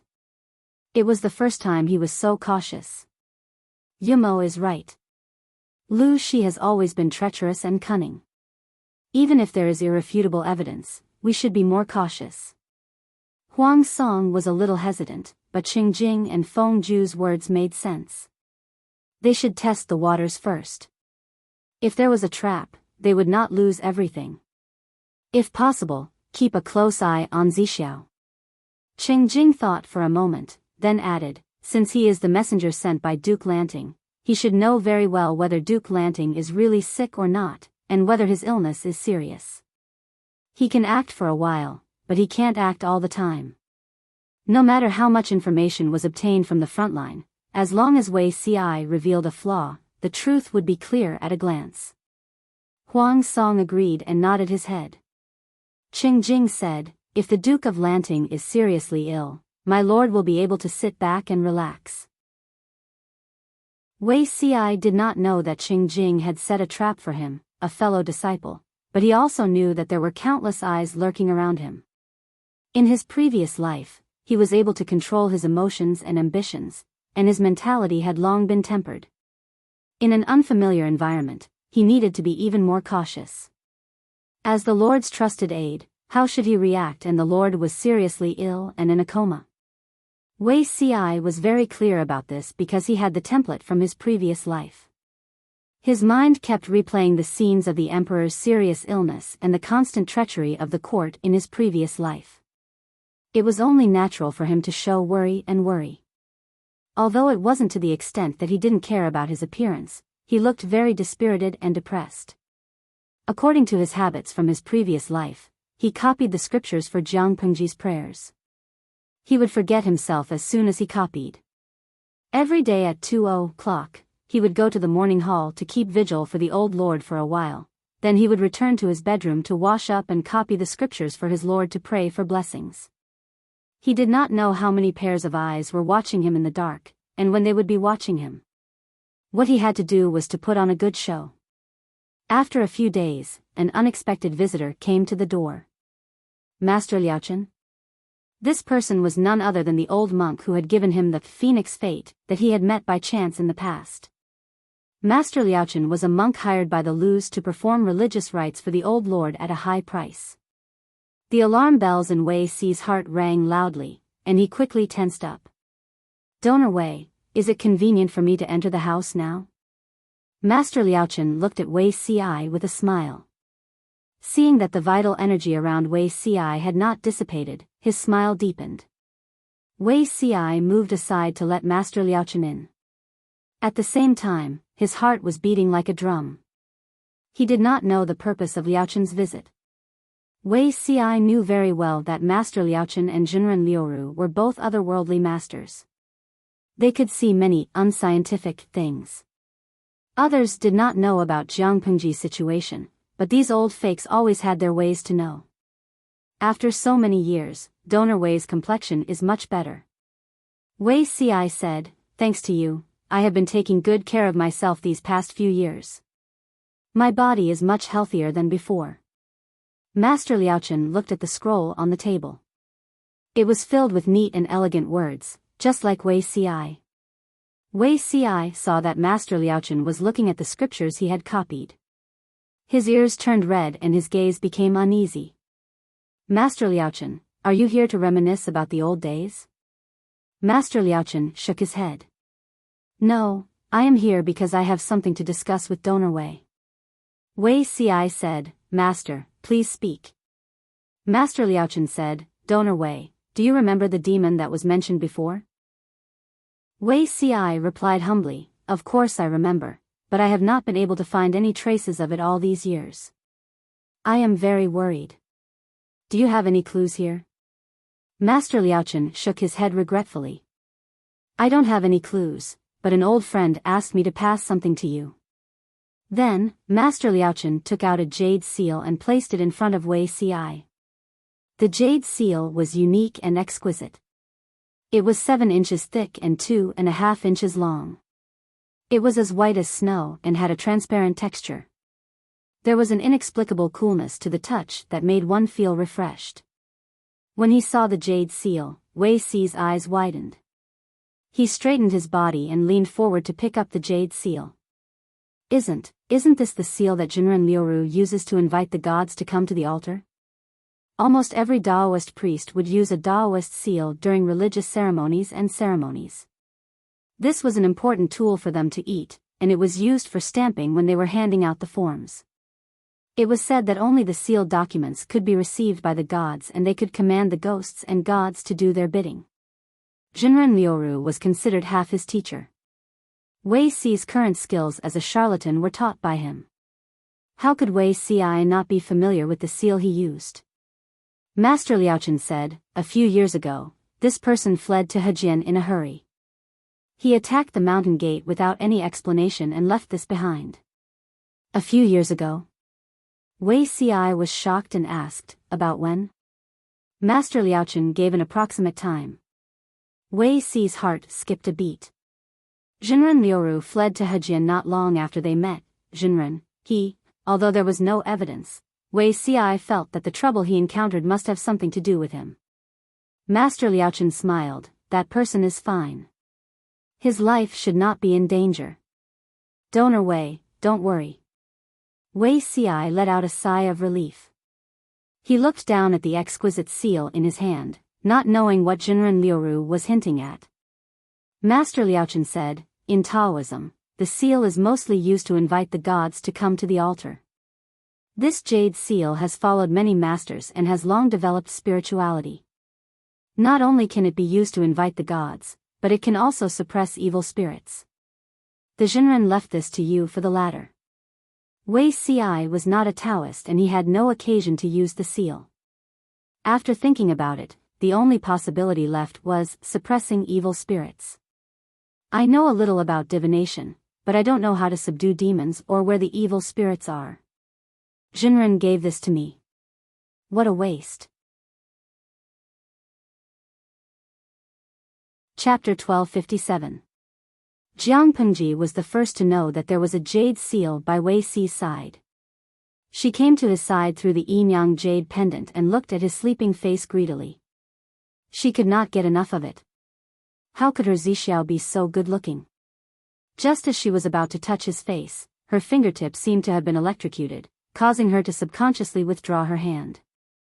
Jiang Pengji shifted her gaze to the jade seal hanging on Wei Si's waist. She stared at it for a while. The jade seal was obviously for a man. Jiang Pengji was not worried that it was given to Wei Si by a prostitute. Although she did not know what a Taoist seal was, it gave her a sense of righteousness. It should not be an evil thing. The only thing that made her a pain in the ass was that she could not take advantage of him to her heart's content. "Tisk, who's so nosy?" Jiang Pengji stared at the jade seal with a bitter and vengeful look. She stared at it for a while but could not see anything. Even though she was experienced and knowledgeable, Jiang Pengji did not know what it was. She only knew that it was good for Wei Ci. For that reason, she would not dismantle it violently. Before leaving, Jiang Pengji looked at Wei Ci deeply and sighed faintly. She went back to plant mushrooms. She felt that she had a bad mouth. Of all the things she could say, she had to pretend to be sick. As a patient, she could not go anywhere other than her own tent. Her only pleasure was to wander to Wei Ci's side to relieve her longing. She felt that she had nowhere to vent her energy. When she was bored, she could only chat with the idle audience. At that moment, she felt that the idle audience was so cute. Otherwise, she would be so bored that she would go crazy. Although the undercurrent was surging and war was about to break out, the old lord's body had stopped for 49 days. It was time to hold a funeral. Before the funeral, the filial sons and grandsons could see the old lord one last time. Wei Ci replaced Jiang Pengji's position, so naturally he could see the old lady one last time. Although the body had stopped for 49 days, a lot of things were used to preserve the body every day. Therefore, the old lord's body had not rotted after such a long time. When the family buried the body, they applied some powder on the old lord's face. His complexion looked rosy and lifelike. If it weren't for the stench of a corpse lingering in the air and the fact that they could feel the coldness from the coffin, they would have thought that the old Feng Jun was still alive. Wei Ci glanced at the old lord's corpse. At first glance, there was nothing, but at second glance, he felt that something was amiss. It was rumored that the old lord died from anger, but Wei Ci had asked Lu Heng about the real cause of death. Because thick phlegm was stuck in his throat, he died because he could not breathe properly. This way of dying was quite special. It was very painful for an old man. On the day of the old lord's burial, Lu Jue, who was seriously ill, forced himself to come and send him off. No one could dissuade him and could only support him as he walked. After opening Lu Jue's father's grave and going through a series of rituals, the old Fengjuan's coffin needed to be buried inside. After the tomb was sealed, Lu Jun cried bitterly and finally fainted. Everyone was in a flurry again. Lu Jue's life was saved, but the condition of his body was worrying. The doctor also said that even if he recuperated well, he only had a few years left to live. Wei Ci left after taking a look at Lu Jue. He chose a remote path to return to the house and inadvertently heard a few words. The old lord was arrogant when she was alive and liked to be extravagant. The maids who served her also liked to use her power to bully others and secretly take advantage of her. Once she died, the monkeys would scatter when the tree falls. These maids lost their support and were now living a difficult life. If they were not sent out of the mansion, they would be transferred to a remote courtyard to work. Thinking back to the beautiful days, they were sad and reminiscing about the old lord's good side. One of them had cleaned up the old lord's remains. She said in a sympathetic tone. There was still a big pool of green phlegm at the side of the old lord's mouth. She usually liked to be clean, but I didn't expect her to die in such an undignified way. It doesn't matter if she is rich or poor, in the end, she can't escape death. Without the old lord's protection, we don't know where we can live in the future. The Langjun in the guest courtyard was so beautiful. If he was willing to accept you and me, wouldn't we have a place to live? When Wei Ci heard the first sentence, he frowned. When he heard the words, Langjun in the guest courtyard, he became sullen. There was still a big pool of green phlegm at the side of the old lord's mouth. Back in the bedroom, the maid's voice echoed in Wei Ci's mind. A thought flashed in his mind and he suddenly understood something. Could it be? A terrible thought appeared in Wei Ci's mind. The old lord was buried and Wei Ci's task was completed. The next day, he submitted his resignation to Lu Heng. Lu Heng said, I heard that Huang Song has been making a lot of moves recently. Can Lanting still handle it? Wei Ci sighed, there are many talents under the lord's command. Even if the lord is seriously ill and can't take charge of the overall situation, it won't be a problem to hold on for a while. Lu Heng comforted him. Lanting's martial arts are prosperous and will definitely be able to turn danger into safety. Wei Ci smiled weakly, but he quickly calmed down. Lu Heng watched Wei Ci leave, his eyes filled with worry that could not be dispersed. If Lu Shi really couldn't defeat Huang Song, what should the Lu family do? Should he find another way out for the Lu family? Before and after the old lord's burial, there were fierce confrontations on several battlefields. According to Huang Song's plan, he intended to place the main battlefield in Wanzhou and Hu County and pretend to attack Cangzhou to attract Jiang Pengji's main forces. Jiang Pengji's cavalry had an obvious advantage. If they mainly attacked Cangzhou, the enemy would have the terrain advantage and they would suffer a great loss. A feint attack should look like one. Huang Song mobilized his troops and sent people ashore from Gorge River between Qinzhou and Cangzhou. When he and Jiang Pengji formed an alliance to attack the Meng family in Cangzhou, he went ashore from Gorge River and directly attacked Cangzhou. Jiang Pengji ordered Dian Yan, Meng Han, and Feng Jin to guard Cangzhou and keep an eye on the situation around Gorge River. Dian Yan asked, "Military counselor, according to the scouts, the enemy is ready to go ashore. Should we send troops to stop them now?" Gorge River was located in the middle and lower reaches of the Song River in Cangzhou. The river was wide and the water was gentle. It was very suitable for people to go ashore. Feng Jin said, "There's no hurry. Let them in." Feng Jin had also received news that Jiang Pengji was pretending to be sick, so he was not in a hurry to stop Huang Song's troops at Gorge River. Since they were going to act, they naturally had to act realistically. This time, the battle line was too long. Feng Jin's side was not assigned many troops. If they confronted the enemy on the other side of Gorge River, it would be easy to be seen through. It was better to follow the plan. First, let the enemy drive straight in.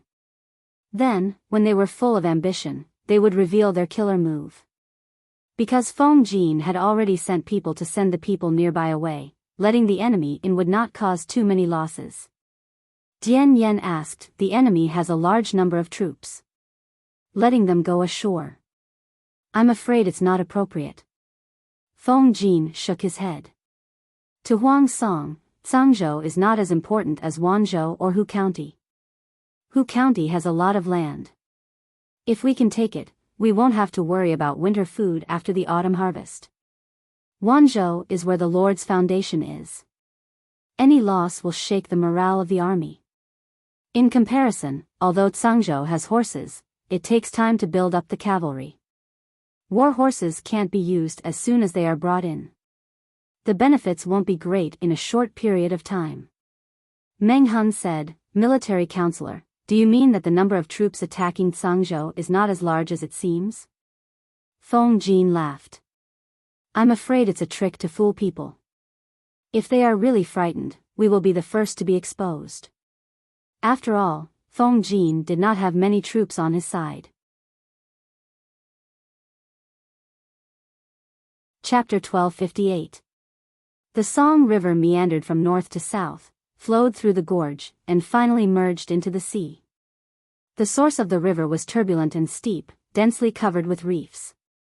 As it passed through the middle and lower reaches, the water became gentle, and the river became wider. There were many ferries and ships, and it was adjacent to Haozhou and Qinzhou. It was the best springboard for Huang Song to attack Cangzhou. However, as Feng Jin had analyzed, Cangzhou was of little value to Huang Song. It was tasteless, but it would be a pity to abandon it. Its only purpose was to attract and mislead Jiang Pengji's firepower. It seemed to be a direct attack on Cangzhou, but it was actually intended for Wanzhou and Hu County. If Jiang Pengji's main force could be lured to Cangzhou, then Huang Song's real main force could take the opportunity to attack the hinterland of Jiang Pengji's power. Everyone knew this, but war was about what was real and what was fake. Not only did it depend on logistics and financial resources, but it also depended on psychology to see who could be deceived. Feng Jin was a clear-headed and rational person. Naturally, he would not be fooled so easily. Dian Yan, dressed in armor, rushed into the main tent. Meng Han and Feng Jin were discussing something with their heads lowered. There was a huge sand table in front of them. The current sand table was the simplest, but after their lord's improvements, it became three-dimensional and exquisite. The terrain of the mountains and rivers could be seen at a glance. The sand table in front of Meng Han and Feng Jin took 2 to 3 months to collect and make. Just by looking at the sand table, Feng Jin could simulate the enemy's further marching routes and movements in his mind. Dian Yen barged in without permission. His expression was gloomy. Feng Jin put down the deduction model. Is there any progress at the front? Dian Yen walked too hastily. The armor he wore was so heavy that he was panting heavily when he spoke. He said, "Military counselor, things are not good. The scouts at the front reported that the enemy crossed the river for 4 consecutive days. There are 20,000 troops and horses, a total of 80,000. Didn't they say that Sangzhou was just a feint by Huang Song? Why did he send 80,000 troops and horses? Even if more than 50% of the 80,000 troops were Marines, there would still be 40,000 elites left. 40,000 elites was not a lot, but they did not have that many troops stationed in Sangzhou. They might not be able to resist." After hearing this, Feng Jin's eyes flashed with surprise. According to his understanding of the entire occupation, it was impossible for Huang Song to send so many troops to Sangzhou. He had only occupied 2 prefectures and did not have a lot of troops. Just by dividing his troops, he already had as many as 80,000. Was he planning to bet on Sangzhou? Feng Jin frowned, and Meng Han, who was beside him, also revealed a solemn expression. Dian Yen said in a panic, "Military advisor, what should we do now? Jiang Pengji only sent 30,000 elite troops to Sangzhou." Feng Jin calculated the provisions and with her consent, he recruited another 20,000 water soldiers locally. The total number was 50,000. Huang Song had suddenly dispatched 80,000 soldiers, and the pressure on Feng Jin's side had suddenly increased. Meng Han suggested, "Why don't we write a letter to the Lord and ask for more troops?" Feng Jin flatly refused. "We can't. If we send more troops to Sangzhou, Wanzhou, and Hu County will be in danger. In order to save on food, material resources, and financial resources, his lord had always taken the route of elite soldiers. This time, Jiang Pengji had only agreed to the recruitment of water soldiers after Feng Jin had persuaded her in every possible way. If they asked for reinforcements, the forces defending Wanzhou and Hu County would be weak. That would be courting death. Feng Jin said, "Even if we lose Sangzhou, nothing must happen to Wanzhou and Hu County." When Meng Han and Dian Yen saw this, they immediately shut their mouths tightly and no longer spoke. They both knew that Feng Jin was right. If Hu County was lost, it would be equivalent to giving Huang Song a prefecture's grain depot for nothing. It would allow him to continue fighting in the winter. If Wanzhou was lost, it would be equivalent to the enemy stabbing the heart of his own forces. The territory would be forcefully cut apart, and they would not be able to take care of everything. It was precisely because these 2 places were so important that Feng Jin could not understand why Huang Song had sent a large number of troops to attack Sangzhou. Sangzhou was a place that had no money, no food, and no warhorses. The warhorses had already been plundered by the lord. What else was there to gain? Feng Jin stared at the sand table in a daze. After a long time, he said, "Let's wait another day. We'll scout again and report." The battle between the feudal lords not only concerned the general situation of the world, but it also concerned the lives of one's family. If Huang Song wanted to win against the lord, he could not make a single wrong move. Sending a large number of troops to attack Sangzhou was in itself a move that could not be any worse. His state of mind was firm. He was not the least bit frightened by the 80,000 troops that Huang Song had sent out. On the 5th day, the sky was just beginning to brighten. The thick fog on the surface of the Gorge River had yet to dissipate. Huang Song sent another 20,000 troops to cross the river on boats. Another 20,000? Feng Jin was dumbfounded. Had Huang Song and his tacticians really been kicked in the head by a donkey? The two sides were not attacking each other's lifeline in a chess match. Instead, they were taking advantage of the small fish and shrimp around them. Even Feng Jin could not understand what was going on. Dian Yen panted heavily. He raised his hand and wiped his face with his fan-like palm. Greasy hot sweat soaked his palm, and he casually rubbed it on his armor. He had not taken this armor off for 2 days. The salt stains from the sweat that had dried stuck to the inner lining. It was quite uncomfortable, Dian Yen said. Counselor, even if we don't request reinforcements from the Lord, we should still report that Huang Song sent 100,000 troops to cross the Gorge River. 100,000? Did Huang Song fish out the coffin? Feng Jin raised an eyebrow. I will report to the Lord. Seeing this, Dian Yen could only sigh inwardly. Feng Jin's attitude was already very clear. He would rather put Sangzhou in danger to protect Wanzhou and Hu County. Thinking of this, Dian Yan's spirits were lifted. Only after resting could he fight the enemy to his heart's content. *CK them.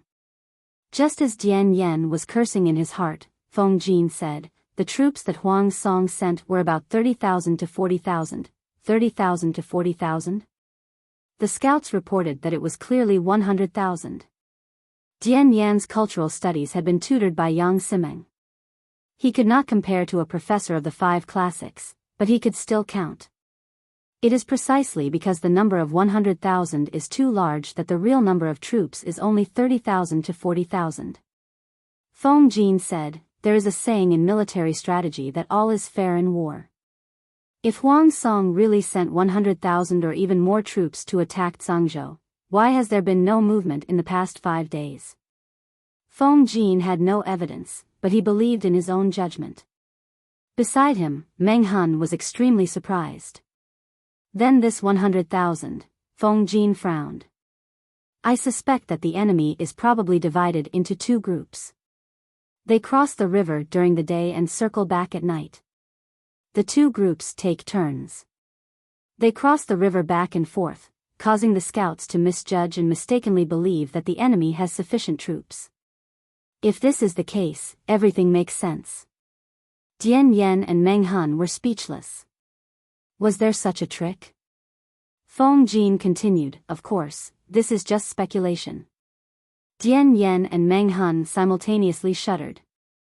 If they could not withstand the psychological pressure exerted by the enemy and really requested for more troops, for the sake of caution, we still have to make a comprehensive response and not give the enemy a chance to take advantage of the situation.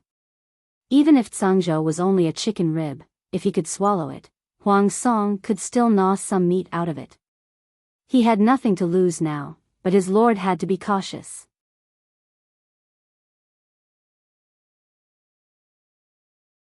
Chapter 1259. Faced with Jiang Pengji's threat, Huang Song made up his mind to reorganize his forces. The first to be targeted was the Yuans. Half of the generals under Huang Song's command came from the Yuan clan. In order to curb the negative influence, he also put in a lot of effort. Yuan Xian, the informant, was taught a lesson. Yuan Xian was locked up in the small dark room for a while, and finally became obedient. Even if he still didn't like Nie Sun, he didn't continue to snitch on him. The expedition this time was related to Huang Song's life. Yuan Xian, the old diehard fan, apologized to Nie Sun with a thorn branch on his back so that he could go to the front lines to continue fighting for his lord. After successfully reconciling with Nie Sun, Yuan Xian was once again used by Huang Song to be in charge of the Sangzhou battlefield. Feng Jin's previous analysis was not wrong. Huang Song's main target was not Sangzhou. This was considered a peripheral battlefront. Yuan Xian was unhappy that it wasn't the main battlefield. He had already swallowed his pride and apologized to Nie Sun. The two of them had also successfully reconciled. Why did the Lord no longer trust him? Instead of putting him in charge of the main battlefield, he was transferred to the periphery. Nie Sun knew what he was thinking, but he didn't know what to say. That's right, Huang Song's maneuvering was extremely flashy. He let Nie Sun be Yuan Xian's strategist, and the two of them became partners. It wasn't that Huang Song did it on purpose.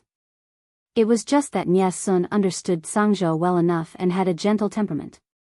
Therefore, not only did Nie Sun have to deal with the official documents in the military and train his soldiers, he also had to appease the emotions of his old, die-hard fans. With his silver tongue, he successfully twisted the truth and made Yuan Xian think that Huang Song still valued Yuan Xian as much as before. What should he say? Although Sangzhou was of little value, it was of little value that attracted Jiang Pengji's main force. If he could exert pressure on her to misdeploy her troops, wouldn't that be a greater contribution than fighting on the battlefield? Nie Sun's words were reasonable, and he had even drawn a beautiful blueprint for him. No matter how much Yuan Xian hated him, he was moved. Does the military advisor have a brilliant plan? Yuan Xian quickly asked Nie Sun for advice. What is fake is real, and what is real is fake. Nie Sun said, the essence of the art of war lies in the word craftiness. In other words, not only were there hot-blooded killings on the battlefield, but there were also treacherous contests that were not inferior to those in the imperial court. Even if he had the strength of 1,000 caddies, if he didn't have a plan to go along with it, he would just be a brute. Nie Sun saw the impatience in Yuan Xian's eyes, so he straightforwardly told him his plan. Huang Song had only given Yuan Xian 45,000 soldiers and horses. Although these 45,000 soldiers and horses had all been trained, they were still far from being elites. Using these 45,000 men and horses to fight the enemy head-on was no different from sending one's head 1,000 miles away. The gift was light, but the sentiment was heavy. To the outside world, Nie Sun raised the banner of 150,000 elites. Inside the camp, Nie Sun ordered his troops to split into two groups. One group would cross the river while the other group would wait in the camp. After crossing the river, the first wave of troops marched to the east and set up camp. They would sneak back late at night when the water was foggy. The second wave of troops would cross the river the next day. By going back and forth like this, they could naturally create the illusion that a large army was pressing down on the border. According to Nie Sun's judgment, there weren't many soldiers in Sangzhou. 80,000 soldiers was enough to put a great deal of pressure on them.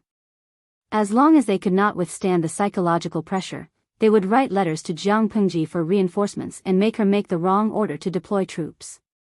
Their mission in the Sangzhou battlefield would be considered completed. It would be best if they could take down Wanzhou, but at the very least, they would take down Hu County. If they took down the former, Jiang Pengji's forces would be cut off, and Huang Song would be able to defeat them one by one. If they took down the latter, they would have sufficient provisions and could continue sailing for another 1 or 2 years. Unfortunately, Nie Sun's plan was good enough, but his teammates dragged him down at the critical moment. Between 80,000 and 100,000, naturally, 100,000 was more powerful. Nie Sun was not a military advisor, so his authority in the army was less than Yuan Xian's. Yuan Xian could accept his opinion or not. Therefore, Yuan Xian drew a snake with feet and added a stroke. This addition did not waver Feng Jin's determination. Instead, it made him even more certain of his judgment. Because it was too fake. Nie Sun knew that Yuan Xian had taken matters into his own hands. He was so angry that his face turned green. Fortunately, there was no movement from Yuan Xian's side. Yuan Xian should not have done anything bad, so he reluctantly suppressed his anger. Yuan Xian did not feel that there was anything wrong. Instead, he asked Nie Sun happily. Military advisor, do you have another brilliant plan? Nie Sun wore a wooden expression. Send scouts to scout out the various places and pretend that we're splitting up. Then, we'll heavily attack one place. Since they had created the illusion of 100,000 soldiers, they naturally had to show the confidence of 100,000 soldiers. Otherwise, how could they continue acting? Yuan Xian was puzzled. How are we going to split up? They did not have enough soldiers. Wasn't splitting up courting death? Nie Sun said, just use the same trick. To the outside world, they said they were splitting up tens of thousands of soldiers, but in reality, there were only 1 or 2,000. The rest of the soldiers would concentrate on attacking one place. As long as the enemy mistakenly thought that they still had such a fierce fighting force after splitting up, coupled with the previous misdirection, they would naturally set up a false impression in their hearts that the enemy really had 100,000 soldiers. 50,000 in the open, and 50,000 in the dark preparing to cause trouble. Because there was a lag in the transmission of information on the battlefield, it was not difficult to deceive the enemy. Yuan Exan stopped talking. He still did not like Nie Sun, but he had to admit that scholars were really evil at heart. If he were Nie Sun's opponent, he would have long believed that the enemy had 100,000 soldiers. The horn of war had not sounded yet, but he had already lost his momentum. Nie Sun's mechanics were indeed very flashy, but his opponent was no ordinary person either. He rarely moved on the battlefield, but it did not mean that he was weaker than others. Meng Hun was once a military officer under the Meng family. He was very familiar with the terrain of Zhangzhou. When the scouts continuously sent back news, he guessed where the enemy planned to attack. He discussed with Feng Jin and Dian Yen for a long time, and finally decided on a preliminary battle plan. Close the door and beat the dogs. According to Feng Jin's previous suggestion, they would first let the enemy's forces penetrate deep into Zhangzhou, and show weakness to the enemy. When they became arrogant and complacent, they would then send out troops to intercept and kill them. The ordinary people had already evacuated in advance to avoid the disaster. Even if they gave up 1 or 2 cities, the loss would not be great. Feng Jin played along, and Yuan Exan and the rest met with very little resistance. They were not as fragile as paper, but they could not last more than a day. With such a fierce attack and chasing after the enemy, Yuan Exan took down 2 cities in a row. He was so happy that he could see his teeth but not his eyes. He also found Nie Sun much more pleasing to the eye. Military counselor really has good foresight. They are really afraid. Yuan Exan held the bronze wine goblet and drank a mouthful contentedly. The wine flowed from the corner of his mouth and slid down his neck. Looking at the situation, the rumor that the traitor Lu is seriously ill is probably true. We can take Zhangzhou in less than half a month. By now, the letter requesting for reinforcements should have reached traitor Lu's side, right? It would be best if he dies of anger. That would be great. Nie Sun frowned and looked at Yuan Exan. Alcohol was forbidden in the army, but this person liked to drink. He drank a little every once in a while. He was really not afraid of causing trouble. But the Lord Huang's song was not here, so no one could control Yuan Exan. Lu Shi is seriously ill, that is unexpected. Nie Sun secretly shook his head. Chapter 1260. It had always been Jiang Pengji who angered people to death. When had others ever angered her? The battle in Zhangzhou seemed to be losing ground, but everything was within Feng Jin's expectations. Yuan Exan was still unaware that he had fallen into the enemy's trap. He sent Huang's song 3 reports of victory. The contents of the reports exaggerated his role and deducted Nie Sun's contribution. He admitted that Nie Sun was indeed very smart, but he had personally led the troops to kill the enemy and attack the city. He had done it with his sword and spear. Nie Sun had only moved his lips from beginning to end. Did he want to take most of the credit? Yuan Exan was naturally unwilling, but he had learned his lesson. He knew that Huang Song did not like him to be a spy and snitch. Other than deducting Nie Sun's credit, he did not say anything bad about Nie Sun. Nie Sun was aware of his little tricks. He did not express his discomfort. The reports of victory came one after another. A few small victories dispelled the dark clouds in everyone's hearts. Huang Song felt the huge rock on his shoulders lighten a lot. It seems that Lu Shi is seriously ill. According to Feng Ju's impression of Jiang Pengji, this person was not willing to suffer any losses. If something had not really happened, How could he have allowed Sangzhou to suffer continuous losses? Not only was there no movement in Sangzhou, but the main forces were also becoming more and more conservative. They were like turtles huddled together, passive and lazy. In the eyes of outsiders, it was because Jiang Pengji, the backbone, had fallen ill that they were without a leader. That was why they used this method to delay time. Qing Jing still had doubts, but when he saw Yuan Xian's successive reports of victory, he could not help but wonder if he was thinking too much. Could it be that Lu Shi had traumatized him so much that he viewed him as so terrifying?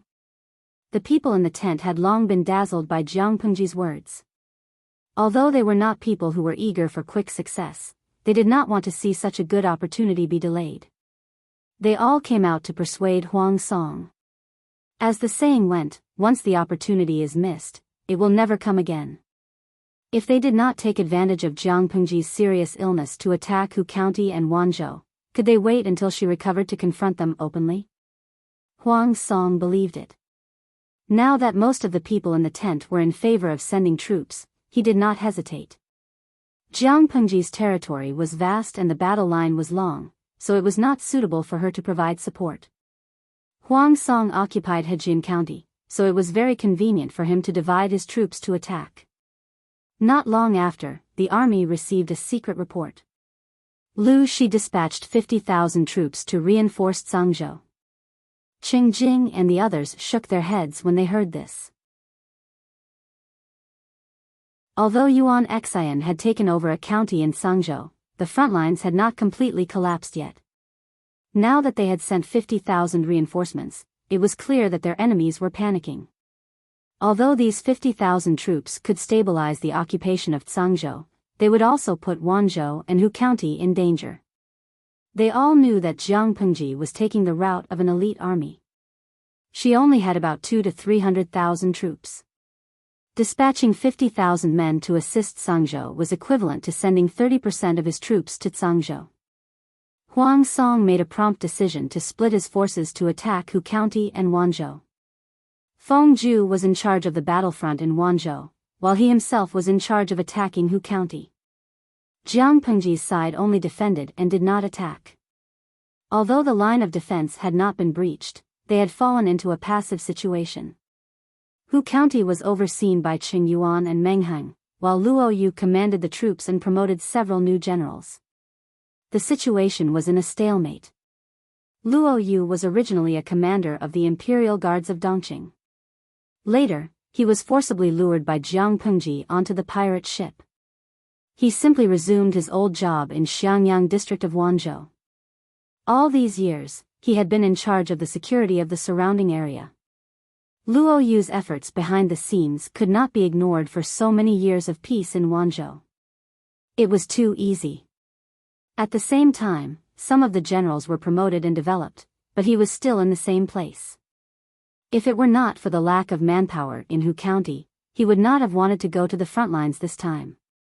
Leading troops to war could cost lives. He just wanted to live comfortably. What Luo Yu lacked was not ability. If he was really incompetent, he would not have been able to become the commander of the Imperial Guards when Dongqing was still around. However, he was inclined to defend. Attacking was not his strong point. Jiang Pengji also knew Luo Yu's problem. She simply asked him to listen to Qing Yuan and Meng Heng's suggestions. She also asked Han Yu, who was squatting in Zhe and Hu counties, to pay close attention to the situation in Hu County. If there was anything wrong, she would directly send troops to restrain Huang Song's troops and try to delay the battle until after the autumn harvest this year. Hu County was a major grain-producing county. This year's autumn harvest might be the most important part of this decisive battle. Hu County had been peaceful for so long. Suddenly, it was under pressure from a large number of troops.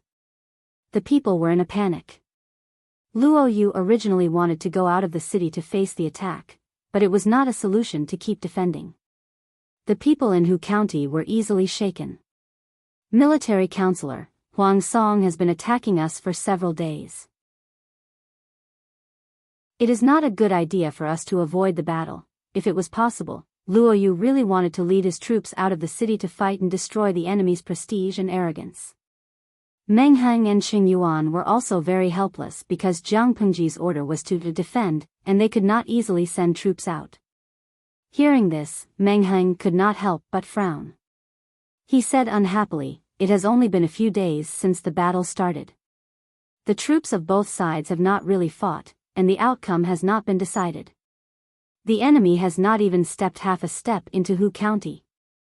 The enemy is not anxious yet, and we have already begun to retreat?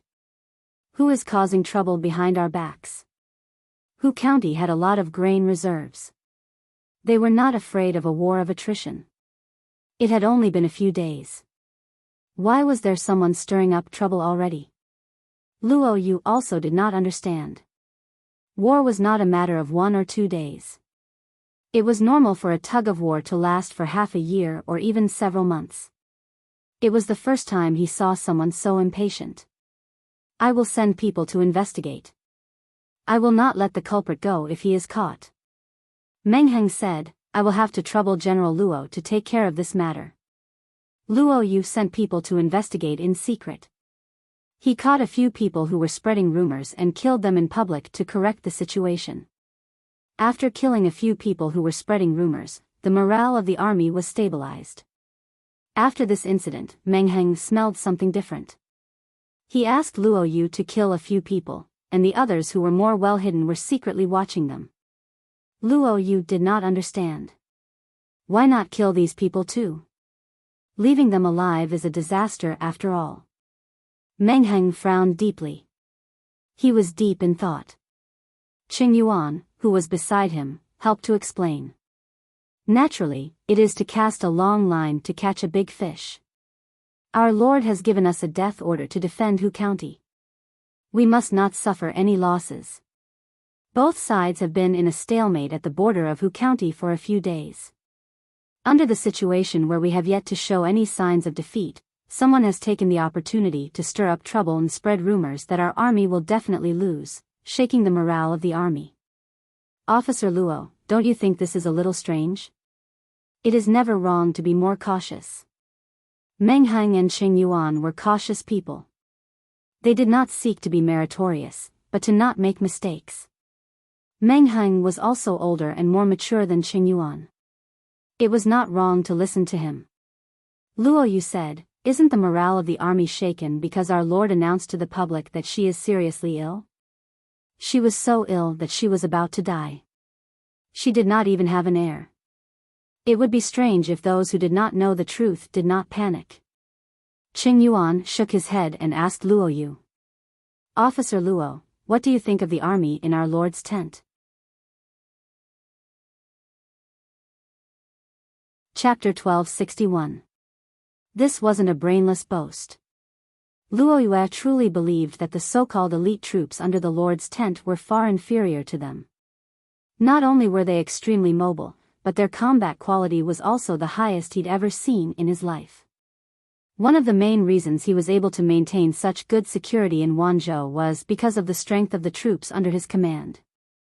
If that's the case, when the Lord is seriously ill and there are foreign invaders, they should be riled up and swear to annihilate the enemy instead of being afraid to fight and spreading rumors, Qing Yuan said. "I suspect that these people are being manipulated, and the mastermind behind the scenes is the main culprit. How could they feel at ease if they didn't dig out the hidden dangers? They were fighting anxiously at the front, and if someone suddenly stabbed them in the back, it would be over." Luo Yu's eyes turned cold, and he said solemnly, "The two counselors are really thoughtful." He took this matter to heart and sent people to keep a close eye on those people in secret. After a few days, there was progress. After following the clues, Luo Yu was shocked by the information he found. When he took a closer look, he was so angry that his beard was about to fly up. He hurriedly suppressed his boiling anger and sent someone to discuss it with Luo Yu and Meng Heng. The soldier who spread the rumors was a local grain transport worker recruited from Hu County. What did a grain transport worker do? They were mainly responsible for the supply of logistics and ensuring the continuation of the battle. If there was a problem with the grain supply, how could the frontline soldiers fight the war? The two counselors probably wouldn't have guessed who was secretly contacting them. Luoyue's gaze was deep, and his tone was solemn. His clenched fists and tensed veins exposed his current state of mind. Meng Heng and Qing Yuan looked at each other and asked in unison. Who is it? Luoyue pointed at the position of the sand table. The two looked and saw that it was right inside Hu County. A mole? The same word popped up in their minds, and their faces darkened. How could it be a mole? There were no signs before this. Fortunately, they discovered it early. If they waited for the two sides to really enter a stalemate and the mole stabbed them again, they would be dead. Luoyue said with a sullen face, I heard that Hu County is what it is today because of the old master. When the old master was appointed as the county governor of Hu County, he had spent a great deal of effort in order to rectify the local bandits that ran amok and the landowning families that seized the people's farmland. These landowning households have learned their lesson and have been behaving themselves all these years. They've watched as so much fertile land returned to the common people, but they haven't tasted the sweetness themselves. It's not like they haven't borne a grudge in their hearts. Before Lu Shi became the county chief of Hu County had been a barren land and unruly rivers. Bandits roamed about, the country gentry exploited them, and there were years of drought. Those who could escape had all fled, and those who couldn't had all accepted their fate. It was like hell on earth. The local powers were used to being the local tyrants. They refused to accept that there was someone controlling them. 9 successive prefectural governors died in office or on the way to their new posts. Some died in the hands of bandits, some died in their plots, and some died in collusion with officials and bandits. Not only did Lu Shi survive, but he also forcibly opened the mouths of the local powers. He personally took a lot of benefits from them and distributed them to the common people. He reclaimed wasteland, dug water sources, and changed tax policies. Under his rule, Hu County became a major grain-producing county in Dongqing. The local landowning households and the country gentry also benefited from this, but they weren't satisfied because the common people and the land they farmed were their property. If Lu Shi hadn't interfered, the income generated from these properties would have been theirs. In other words, Lu Shi had taken away their interests, and it wasn't just a little. However, the situation was stronger than they were. They couldn't defeat Lu Shi, so they could only swallow their grievances. Now that the enemy was at the gates of the city, it was a good time to take advantage of the chaos to redistribute. Feng Zhu, who worked under Huang Song, was quite cunning. He had already sent spies to Hu County to investigate before the war started. He knew that Hu County wasn't as united as a piece of iron. People's faces were flushed with wine, and people's hearts were moved by money. Feng Zhu firmly grasped their weakness and used it as a breakthrough to incite defection. However, these people weren't really stupid. People who pursued benefits were always very precise when it came to calculating gains and losses. On one hand, they kept Huang Song in suspense, but on the other, they behaved themselves. Their attitudes were quite ambiguous, and they didn't offend either side. Who knew that Jiang Pengji would actually fall ill? He was bedridden and didn't have an heir. His situation was terrible. Zhangzhou had lost, and Huang Song's forces had taken over a county. The battlefront in Wanzhou and Hu County were passively attacked. From the looks of it, Huang Song's side was in a good situation. Even God was on his side. At this moment, these speculators began to panic. If war was compared to business, they would invest in the early stages and naturally have to plunder the spoils of war to make up for the expenses in the later stages. Fighting the local tyrants was the best choice. If they didn't do something now, would Huang Song let go of their property when he really attacked Hu County? He would definitely slaughter them. Some forces in Hu County secretly sided with Huang Song without hesitation. Although they didn't help Huang Song much, they sent people to spread rumors and shake the army's morale. This was considered a deposit and a demonstration of their attitude. When the situation of the war gradually became clear and Huang Song developed, they would increase their investment until they completely sided with him. The investment was risky, but the returns were great. If they gambled correctly, the prosperity of the family was just around the corner. Luoyue only found out this much, but it already made him extremely angry. I only hate that the old master didn't kill them all back then. Why didn't he slaughter all these troublemakers? Luoyue's tone was quite harsh. Anyone who knew that someone was going to stab them in the back would feel uncomfortable. If they were killed earlier, it wouldn't be so disgusting today. Meng Heng's eyes slanted and he said softly, "General Luoyue, be careful with your words." How could he speak ill of the Lord's father? If this got out, wouldn't Luoyue be afraid that he would make things difficult for him? Luoyue's face darkened, and he kept his mouth shut. Hold back for now and collect evidence of their betrayal and collusion with the enemy. Once we have the evidence, we'll lock them up and wait for the Lord to deal with them. Meng Heng looked calm on the surface, but he was gritting his teeth in anger. He didn't believe that with his lord's hot temper, she could tolerate such a shameful betrayal. Luoyue thought that Meng Heng wanted to be lenient and was instantly unhappy. Qing Yuan reminded him, think about the group of people in Chongzhou. When Jiang Pengji first arrived in Chongzhou, there was a bloody incident as soon as she landed. The leaders of a few large clans were killed by her. Although the members of the clan were not affected, they were suppressed to the point where they could not lift their heads. The entire clan could only live with their tails between their legs. How many years had it been?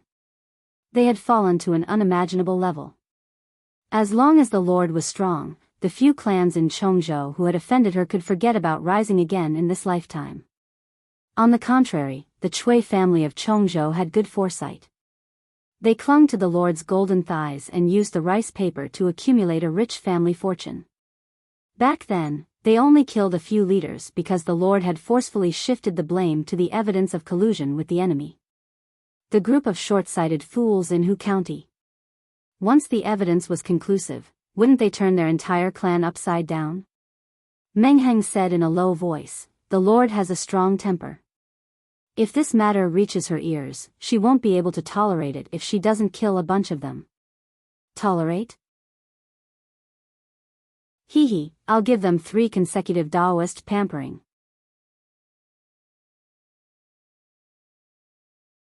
Chapter 1262. Luoyue thought of his lord's firecracker temper and changed his attitude instantly. Not only was he not as angry as before, but he also pitted the local bully of Hu County. Of all the times to court death, why did she have to do it at this juncture? Even if she was in a hurry to reincarnate, she shouldn't be in such a hurry.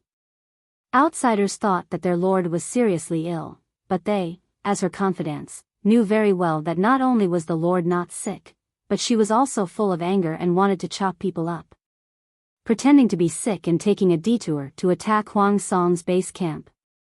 Such an operation was out of this world. Other than kneeling and cheering for her, the salted fish could only watch from the sidelines. Don't talk, watch her carry the whole game. Jiang Pengji swaggered with 50,000 troops to take a detour under Huang Song's nose to annihilate the retreat route. Cangzhou suffered successive defeats, and the situation was critical. Jiang Pengji simply took advantage of the situation and led 50,000 troops to attack Cangzhou. On the surface, she was going to Cangzhou, but in reality, she was going to the north for a while, along the Song River in Cangzhou to attack Huang Song's Chinzhou. Huang Song's troops landed on the shore of the Gorge River in the middle and lower reaches of the Song River and attacked Cangzhou. The tens of thousands of troops gradually entered the hinterland of Cangzhou. They were still immersed in the successive victories and could not react for a while, let alone turn around to support Chinzhou, which was adjacent to Cangzhou. Huang Song's base was in Haozhou. Chinzhou had only been under operation for a year or two, so its defense was naturally not as stable as Haozhou's base camp. She had previously shot herself in the foot by pretending to be sick and bedridden. That feeling was like being in prison. Now that she was out leading troops, she could let go of herself.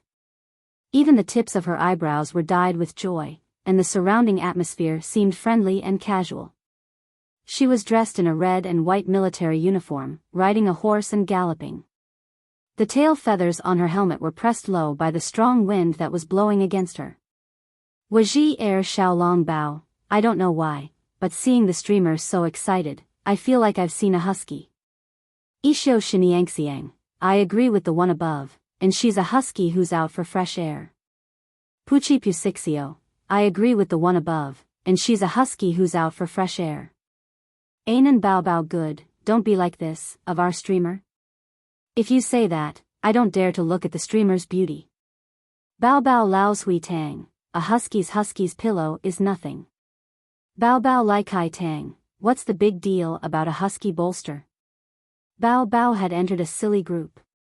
A group of people were exchanging their experiences in raising live streamers. Everyone in their world knew about Jiangpengji's streaming room. The officials stepped forward to open an official Weibo account and specially assigned people to manage it. The number of fans had already reached 1 billion. Adding up the two planes, it was at least 1.5 billion.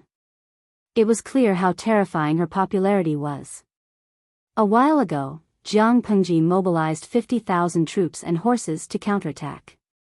The official blog post mischievously changed the profile picture to that of a husky who was happily riding a horse. The husky wore a red and white military uniform, and its tail feathers fluttered in the wind. It looked as if it was finally able to breathe fresh air. The resemblance was so great that people could not help but laugh.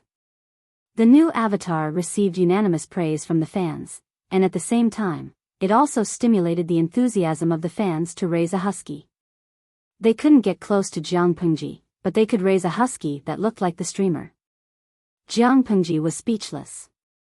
She felt that she was very naughty, but compared to this group of idle fish in the audience, there seemed to be a gap. Thanks to the jesting of the group of salted fish, Jiangpengji's march did not seem boring. Instead, it was enjoyable. Ouch! My old waist, it almost broke. Jing Rong, come over and take a look. Yang Si was asked by Jiangpengji to follow the army. The 7 to 8 days of rapid travel had made him suffer a lot. The road was difficult to travel on, and the galloping horse carriage almost made him tremble with bitterness. For the sake of his life, he chose to ride a horse. He used the softest and most comfortable horse harness, but after a day of jolting, his legs were so weak that they did not feel like they belonged to him. Not only did his thighs hurt, but his buttocks and waist also hurt. He felt as if he was being dismantled and reassembled.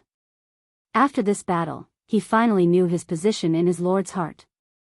Wei Ci could represent his lord to attend the funeral of the old lord in Hejin County.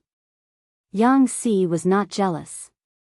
After all, this treatment was obtained by Wei Ci, sacrificing himself to feed the devil. Why could Qiguan Rang stay at the front lines of Wanzhou to stop the troops led by Feng Ju, but he had to be carried by his lord to run around the front lines? Could it be that Qiguan Rang was good at scheming, but he was not? He really did not want to run around with his lord. Wei Ci was his lord's cotton-padded jacket. Qiguan Rang was her best friend. Only he was an omnipotent brick. He would move wherever he was lacking. He had everything, but he did not have human rights. Yang Si was full of complaints. He did not know how many times he had complained in the past few days, but he did not dare to say it in front of Jiangpengji. He could only observe in secret, occasionally looking at her with a resentful and pitiful gaze. Jiangpengji did not care about the actor Yang Si, but the idle spectators would not ignore his performance.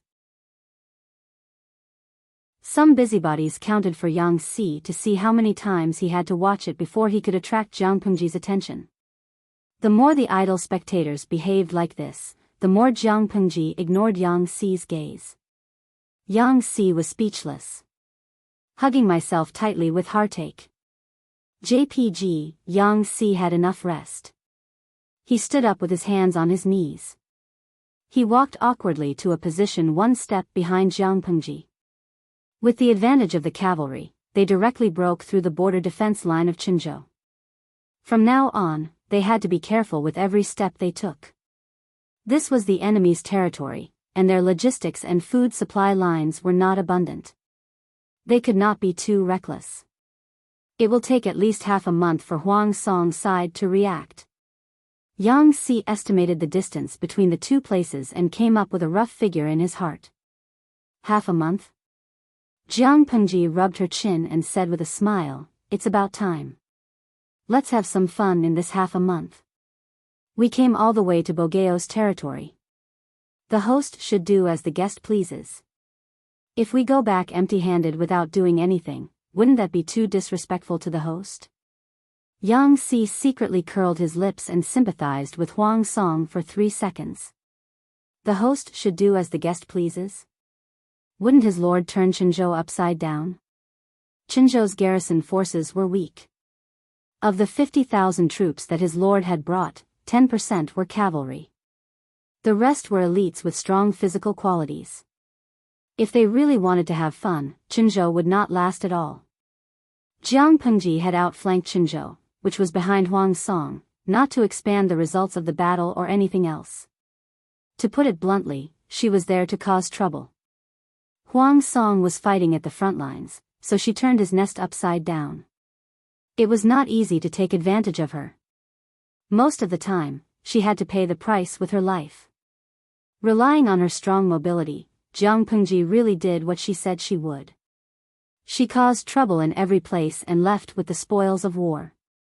When the logistics and food supply lines were insufficient, she used the battle to support the battle. She robbed the food that had been stored in various important towns, fighting while plundering. By the time the urgent report reached Huang Song's ears, Jiang Pengji had already occupied a small part of Qinzhou. She carried all the food that could be taken away in the supply wagons. What could not be taken away was thrown to the people of Qinzhou as a gift. If it were someone else, they would definitely bring people to destroy the cultivated land, but Jiang Pengji could not do such a wicked thing. She would leave the fertile land for them. Anyway, Qinzhou would be hers in the end. She could not be too ruthless. What? Huang Song almost suspected that he was hearing things. When did 50,000 troops appear and go to Qinzhou?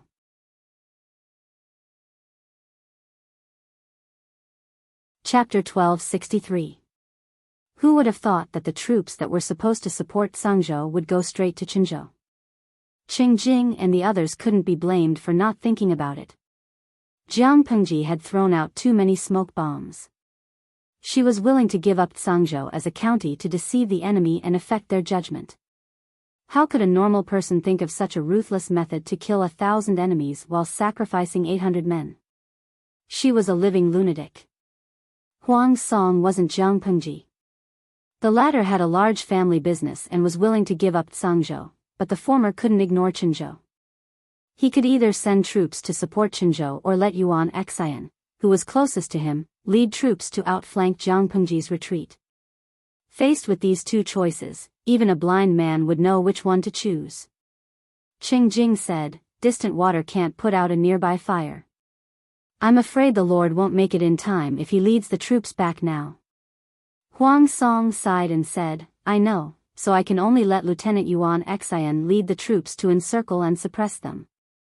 Fortunately, he let Nie Sun follow the troops. Otherwise, Yuan Xian would have suffered a great loss in Jiang Pengji's hands. Yuan Xian received the news one step earlier than Huang Song. He was so angry that he wanted to rush to Jiang Pengji and tear her into pieces. Of course, Jiang Pengji was still a patient. They didn't know that she was the general leading the troops. But this didn't affect Yuan Xian's strong urge to skin her alive and break her bones. "You're making me so angry."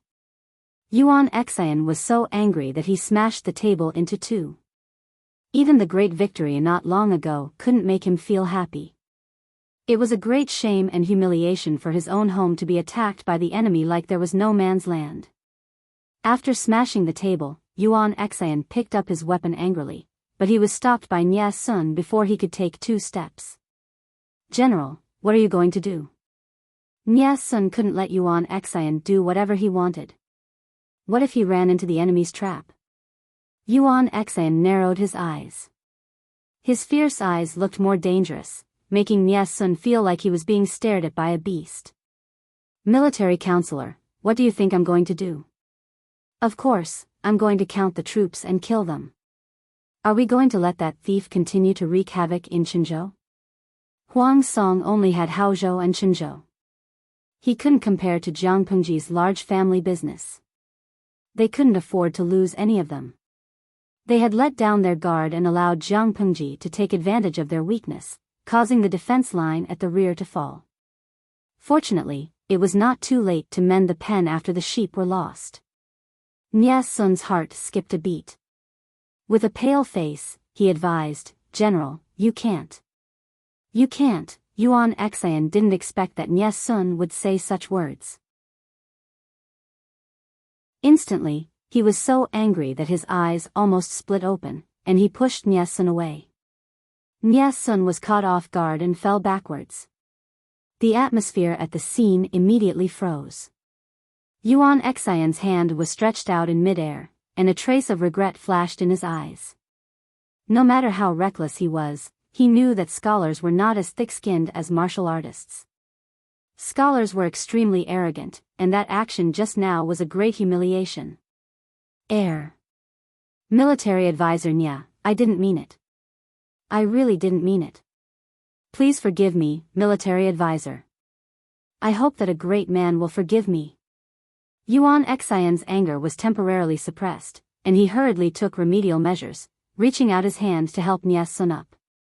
At this moment, Nie Sun was also furious. He flicked his sleeve and slapped Yuan Xian's hand away. His eyes were bloodshot, making the color of the cinnabar between his brows even darker. Yuan Xian was very embarrassed. He didn't mean to push Nie Sun. Nie Sun was a man, after all.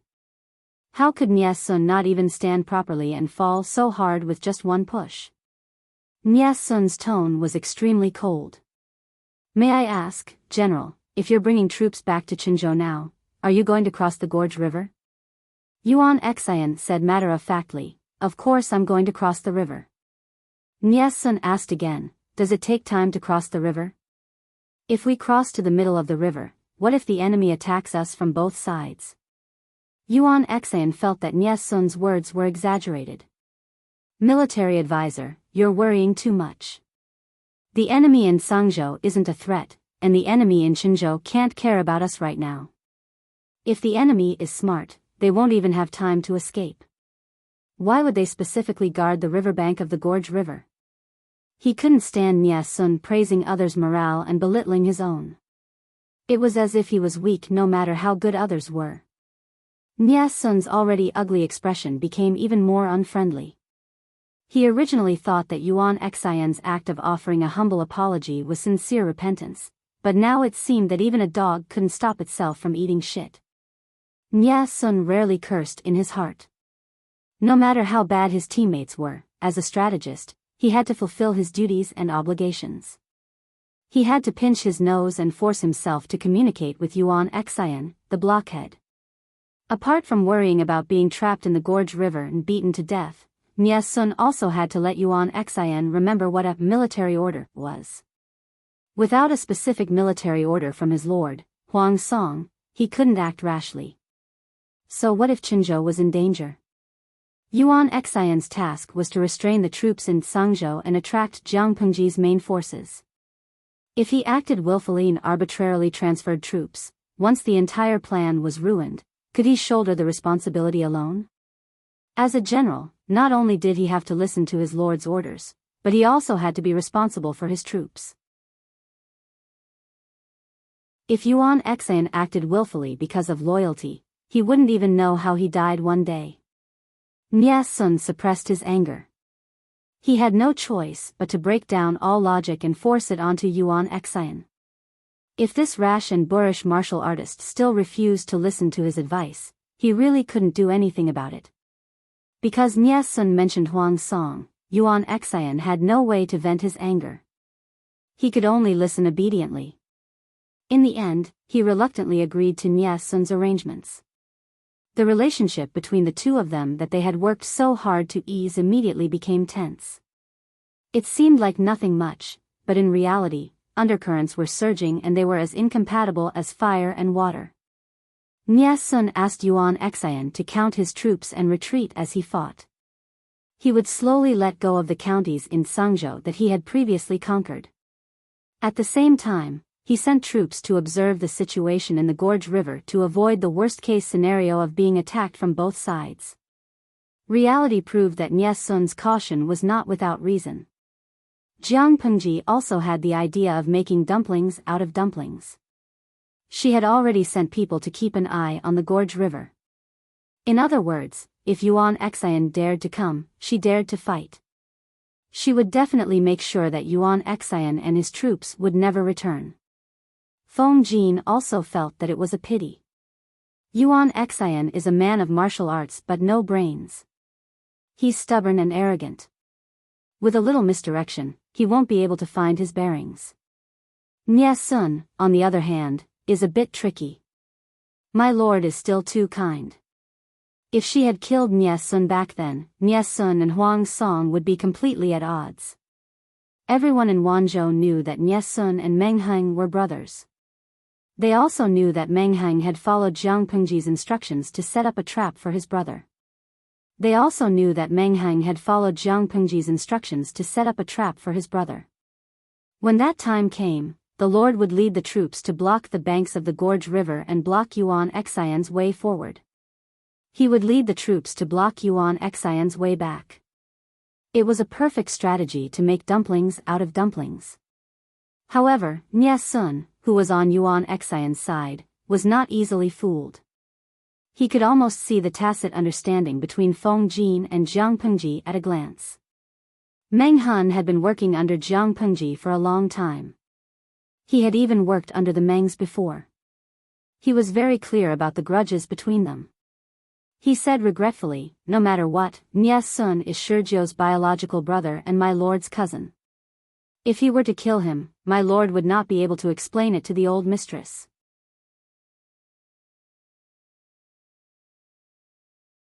Chapter 1264. As the saying goes, if the mountain is not me, I will be the mountain.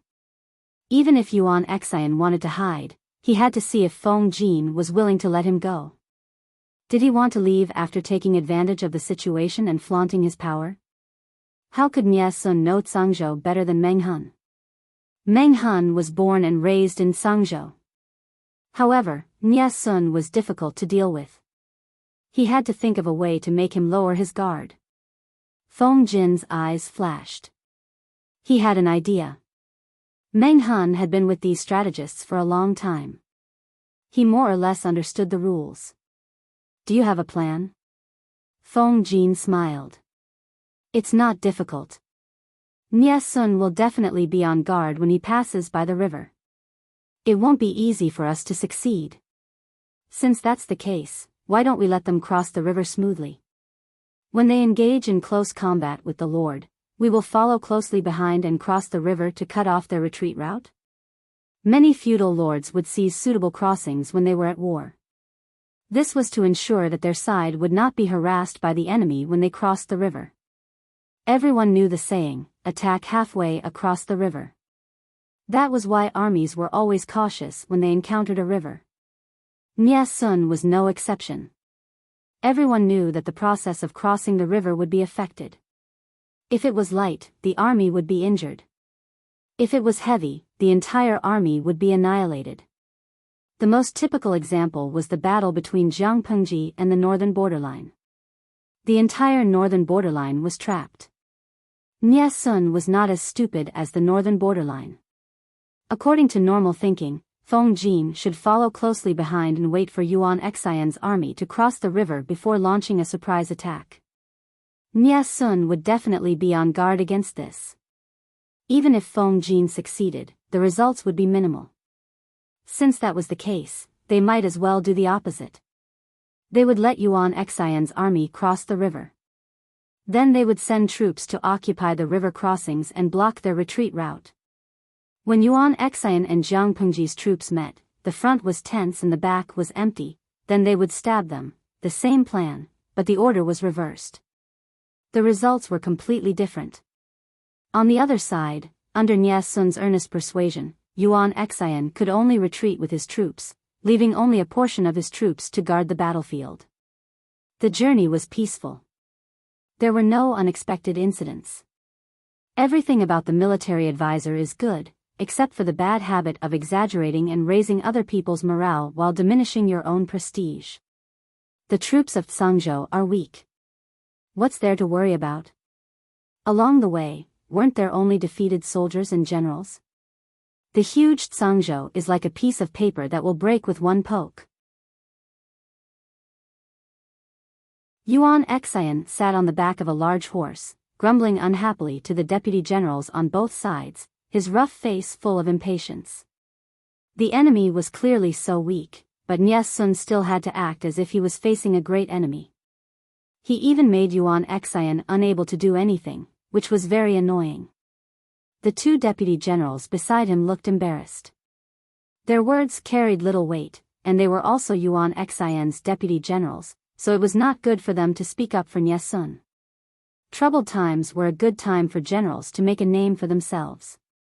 The two deputy generals had both risen through the ranks by virtue of their military exploits, but they couldn't compare to Yuan Xian, who was a relative of the lords.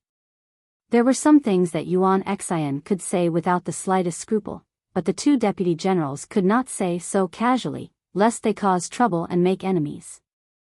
Although they also felt that Nie Sun was making a mountain out of a molehill, the military counselor's words definitely made sense. There was nothing wrong with listening more. On the other hand, his general's temper was like a firecracker. He would explode at the slightest provocation and lose his temper at the slightest provocation. A successful general should be good at listening and have his own opinions. The headstrong Yuan Xian could only do the latter. He directly ignored the former. The two of them could only act as mediators. They tried to smooth things over and not offend anyone. Nie Sun was still some distance away from the vanguard troops, so he didn't hear what they said. But looking at Yuan Xian, he guessed that he couldn't say anything good. After traveling for a few days, they were less than half a day's journey away from Gorge River. The entire army was tense, guarding against any sneak attacks from the enemy. What was the result? Not to mention a sneak attack from the pursuing troops, there wasn't even a shadow. Yuan Xian displayed his prowess in Tsangzhou, but he didn't even dare to let out a fart, let alone sneak an attack like Nie Sun had said. After spending half a day crossing the river, when everyone arrived at the opposite bank and got into formation, there was still no sign of the enemy. Yuan Xian looked proud. It was as if he didn't see Nie Sun's expression and deliberately asked. Military counselor, the enemy troops in Tsangzhou have been scared out of their wits by us. It seems that they don't even dare to chase after us. Nie Sun said that Feng Jin would lead troops to chase after them, but he didn't. Nie Sun said that Jiang Pengji would lead troops to block their way at Gorge River, but she didn't. Nie Sun said that the enemy would jump out and attack when they crossed the river, but they didn't. Scholars only know how to talk nonsense with their mouths. What else can they do besides talk? Yuan Xian really didn't understand. Nie Sun was a guy who only knew how to talk nonsense.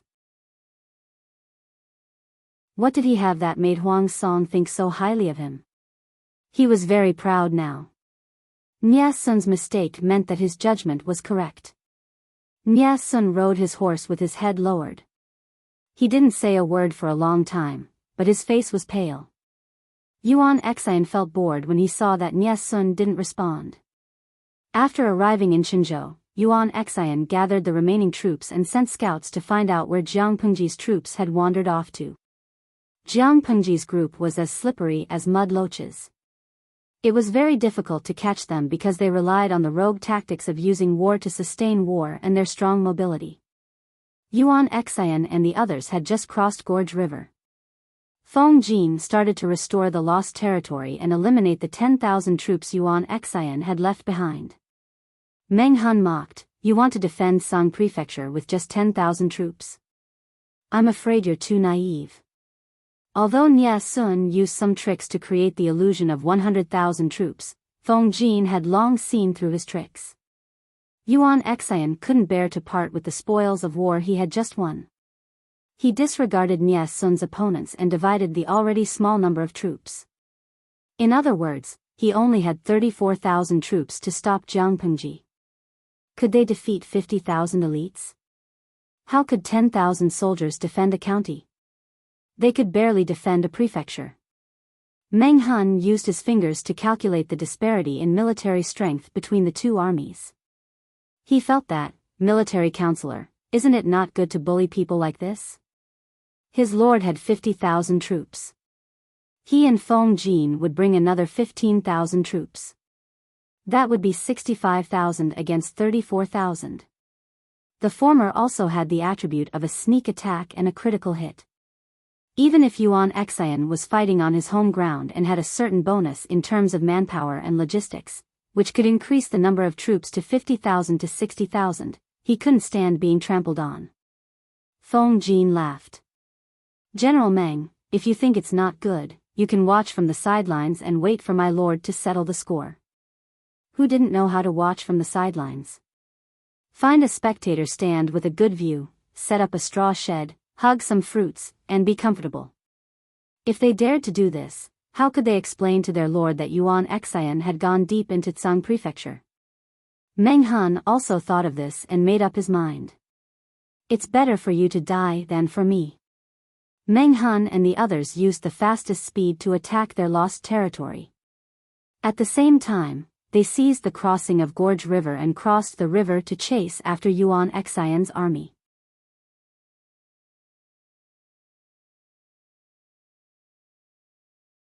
Chapter 1265. The horses' hooves landed on the ground with a hurried clatter. Report: traces of enemy troops have been discovered 20 miles ahead. The scout in the vanguard galloped over and sighed. He grabbed the reins to stop the warhorse and hurriedly dismounted to report. 20 miles? They're really eager to die. Jiang Pengji sneered. I already know about this. Inform military advisor Yang to come over. Jiang Pengji sent the scout away unhurriedly. She lowered her head and ate half of the roasted lamb leg in her right hand. You have to fight a war, but you have to feed your stomach too. Xinjia, I'm crying from laughing. Streamer, you should at least respect your enemy. They're about to attack. Zueyin Catyao, that's why people say that the streamer is too infuriating. The enemy is attacking aggressively, but she's still eating the whole roasted lamb leg.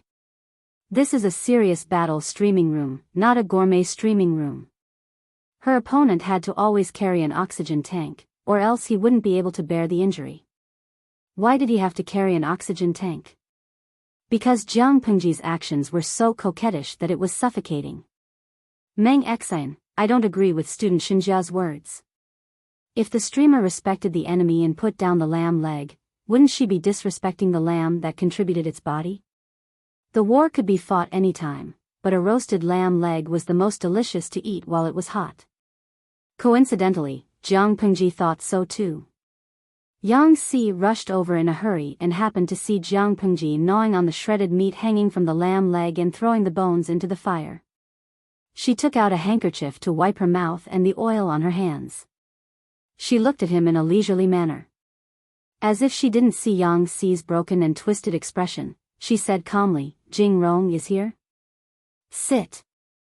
Yang Si's heart was indeed broken. The roasted lamb was roasted by him and supplemented with various seasonings. It was golden and tender. He didn't even have time to take a bite before he went to the toilet for a while.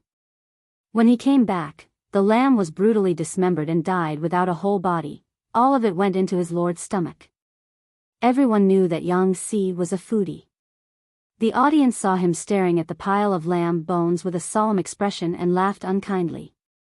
Jing Ying, Xiao Rong Rong, don't cry. I roasted a whole lamb for 560 renminbi. I'll buy as much as you want. Ragdoll Mao Guliang, sigh, the streamer is getting more and more insane. She even bullies such a cute little angel like Xiao Rong Rong. Even though she was condemned by thousands of people, Jiang Pengji's skin was as thick as the corner of the city wall. She had reached the peak of the golden bell shield and the iron shirt. She was truly invulnerable. She said with a natural expression, the enemy is already 20 li away. Jing Rong, do you have any countermeasures? Yang Si secretly took a deep breath and suppressed the urge to strangle his lord. It would be best if he could strangle him to death, but if he couldn't, he would be killed instead. It was not worth it. He said, the enemy has come prepared. It's obvious that they're coming for our army. Since I can't avoid it, I might as well attack head-on. Yang Si was suppressing his anger at this moment. If the enemy foolishly bumped into him, he would be letting himself down if he didn't beat him up. Jiang Pengji said, I think so too. Using current units of measurement, 20 li was about 8,100 meters. This distance could not be considered near, but it could not be considered far either. If it were an ordinary army, this distance would be a little hasty, and they could only hastily engage in battle. On Jiang Pengji's side, it was different. She could compress the battle distance to 10 miles. If the enemy launched an attack from 4,000 meters away, the chaotic army could get into formation and prepare for battle during the time when the enemy was charging. 20 li was still a very wide distance for Jiang Pengji. Because they were in someone else's territory, and the weather was not considered hot, the generals and soldiers would not easily take off their armor even when they were resting. When they heard the sound of the horn, all the generals and soldiers immediately tensed up. One by one, they grabbed their weapons and ran to gather in formation. Yang Si immediately gave the order to use a military formation that was loose on the outside but tight on the inside to create the illusion that the enemy was fighting in a hurry. After waiting for a while, the gravel lying on the ground jumped because of the ground's vibration. The enemy's footsteps were dull and powerful. Banners fluttered, the wind howled, and the yellow sand flew. Countless figures appeared and disappeared. Qinzhou was Huang Song's territory. While Yuan Xian searched for traces of the enemy, he sent people to gather the remaining soldiers. The total number of troops rose to 50,000. Knowing Jiang Pengji's whereabouts, he did not rush to find her to fight to the death. Instead, he let the entire army rest for 2 days to recover their strength. Yuan Xian was not stupid enough to use an exhausted army to fight the enemy head-on. The enemy is lightly armed and has traveled a long distance to attack Qinzhou. Although there are many of them, there is nothing to be afraid of. Yuan Xian was full of confidence. Fighting a war not only depended on the people, but also on the army supplies and configuration. Jiang Pengji had led 50,000 troops to attack Qinzhou and stir up trouble here.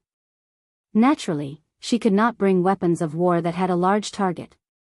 Not to mention large weapons such as ballistae, scaling ladders, and catapults, she certainly did not bring them.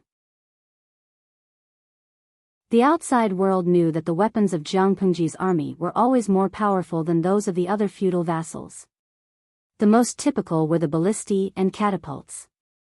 Before the improvement, the ordinary ballistae could only hold one heavy bow, and its range was not far. After Jiang Pengji and the craftsmen under her command improved it, it could hold 6 heavy bows with a range of 600 steps. It was one of the best weapons to seriously injure the cavalry.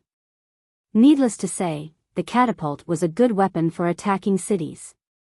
Without these weapons of war, Jiang Pengji's troops could only rely on manpower and the knives, spears, swords, and halberds in their hands. No matter how strong a person was, could he fight against 10 people alone? Even if one person could do it, could the whole army do it?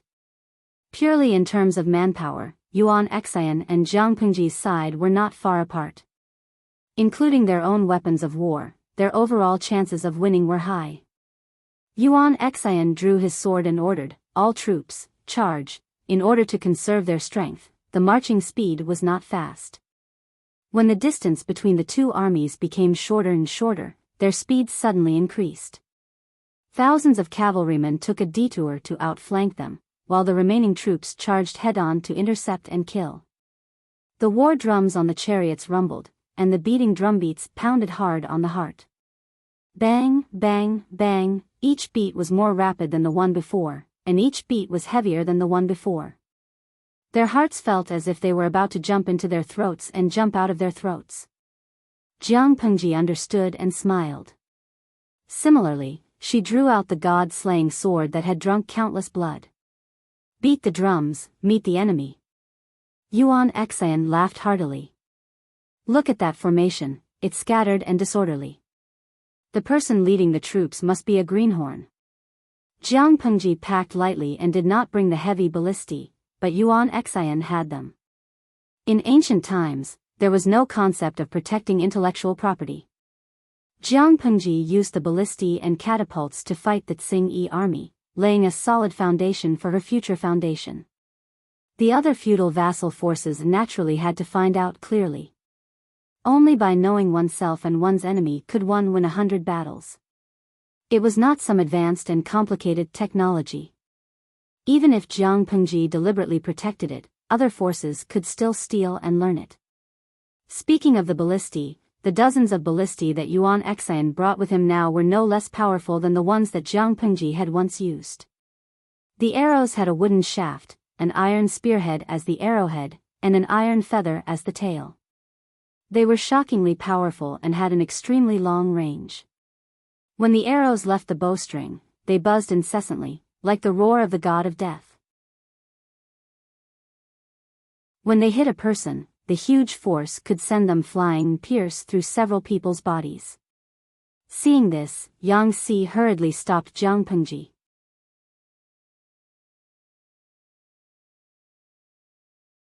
Chapter 1266. Yang Si was so scared that his face turned pale. He couldn't stop the willful and reckless lord by himself. Jiang Pengji looked at the situation on the battlefield coldly and said rather amusedly, "Do I look like the kind of person who rushes to die?" Yang Si secretly heaved a sigh of relief. He was mentally prepared for the lord to rush forward with Little White regardless of anything else. Yang Si was really not used to her suddenly being so obedient and docile. However, Jiang Pengji said, "I discovered something different when I pretended to be sick this time." Yang Si looked at her in confusion and began to mutter in his heart. What did the Lord learn from the incident of pretending to be sick? Was she so abnormal? In the past, she was indifferent when he tried to persuade her. Now that he was about to give up hope, she actually learned to be obedient. Jiang Pengji smiled and said nothing. It had been almost 10 years since she came to this era. On the surface, she seemed to adapt well, like an ordinary person from ancient times who had gone against the orthodoxy, but deep down, she was still the domineering commander of the federal regency. On the surface, she and the people around her were the same kind of people, but their essence was completely different. She had never felt that bloodline inheritance was very important. After all, reproduction had been replaced by machines, and continuing life had become extremely simple. As long as she was willing, she could have the inheritor with the best genes. However, this era was different. Bearing children was not only to satisfy the needs of the body, but also to continue life and will.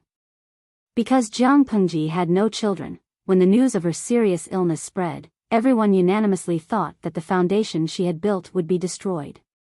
Without children, there was no hope of continuing. Even if no one said it in front of her, she understood in her heart. Once she died, the people who had once attached themselves to her would be like rootless duckweed. When the tree falls, the monkeys scatter and they would be divided up by other forces in this chaotic world. This time, she was pretending to be sick, so everyone could still face her calmly. Next time, if she was really seriously injured or critically ill, what would happen? Calculating the average lifespan of this era, the people around her were already middle-aged or old. They could not be frightened when they were old. So, she had to restrain herself a little and protect herself so that these little princesses would not be frightened to death. The power of dozens of ballistae was indeed terrifying. The live stream could not help but feel worried as it watched the soldiers continuously die under the ballistae. However, this was a war of 100,000 people. No matter how powerful dozens of ballistae were, there was no way to wipe out the other side. After a few dozen breaths, the vanguard troops of the two sides had already clashed together. On the battlefield, unless one reached Jiang Pengji's level, pure combat techniques would not be of much use. Teamwork was far more important than individual recklessness, and their survival rate was higher. Yang Si ordered his troops to put up a battle formation that was loose on the outside but tight on the inside, in order to mislead Yuan Xian. He wanted Yuan Xian to mistakenly think that they were fighting in a hurry and their battle formation was unstable, making them easy to defeat. Yuan Xian was indeed thinking this way. He was so pleased with himself that he lost some of his caution in commanding the battle. If a general was less cautious and dependable, it could be directly reflected on the battlefield. The performance of the soldiers was the most obvious. Nya Sun looked at the situation coldly. As if he had noticed something, his pale lips pursed tightly. Something was not right. The enemy's formation seemed to be loose, messy, and disorderly, but when the two armies clashed, the performance of the two armies was completely different. The troops under Yuan Xian's tent were extremely excited and the originally tight formation began to show signs of loosening. On the other hand, the enemy's troops did not disperse when they charged, and the confrontation between the two armies was not messy either. It was obviously premeditated. Nya Sun watched for a while. His heart was beating like a drum, and an inexplicable panic struck his chest, making him palpitate uncomfortably. Quickly report to General Yuan Xian that the enemy is deceiving us. We must not be impulsive and reckless. Nya Sun asked the soldier to pass the message, but Yuan Xian did not take his words to heart at all. What right did a scholar, who only knew how to talk empty words, have to give orders on the battlefield? A strategist's responsibility was to come up with strategies. The main battlefield was the general's home ground. Nya Sun should not be a noisy guest and usurp the host. Tell military advisor Nya that I know what I'm doing. There's no need for him to worry too much. Just wait for the celebration banquet tonight. Yuan Xian responded casually. Moreover, how can a military order be changed so easily? The situation on the battlefield is ever-changing, and opportunities are fleeting. I can't listen to him completely. If Feng Jin had not secretly tricked Nya Sun and caused all of Nya Sun's schemes to fail, Yuan Xian's trust in him would not have fallen to rock bottom. When Nya Sun heard the soldier's reply, his chest thumped harder and harder. The frequency was also frighteningly high. However, Yuan Xian was the main general. Although Nya Sun had military power, he could not keep Yuan Xian in check. Yuan Xian was unwilling to listen, and he could not press his head to make him obey. Obstinate and self-opinionated. Nya Sun was so angry that the veins on his forehead were bulging. He gritted his teeth and said, "Such a boorish man will not have a good end." His voice was very soft. The surrounding shouts were like thunder, but no one heard him. Jiang Pengji pointed at the battlefield and said, "Jing Rong, look at them. Don't they look like black sesame porridge?" Yang Si was speechless. What porridge? His lord paid attention to the situation on the battlefield and gave orders. The messengers who received orders and waved the battle flags and the soldiers who beat the drums also changed the rhythm of the drums. The generals and soldiers who were fighting at the front heard the movement and understood it. On one hand, they let the enemy rush in, and on the other, they closed the gap in the front line. Others closed the door to beat the dogs, but Jiang Pengji closed the door to kill.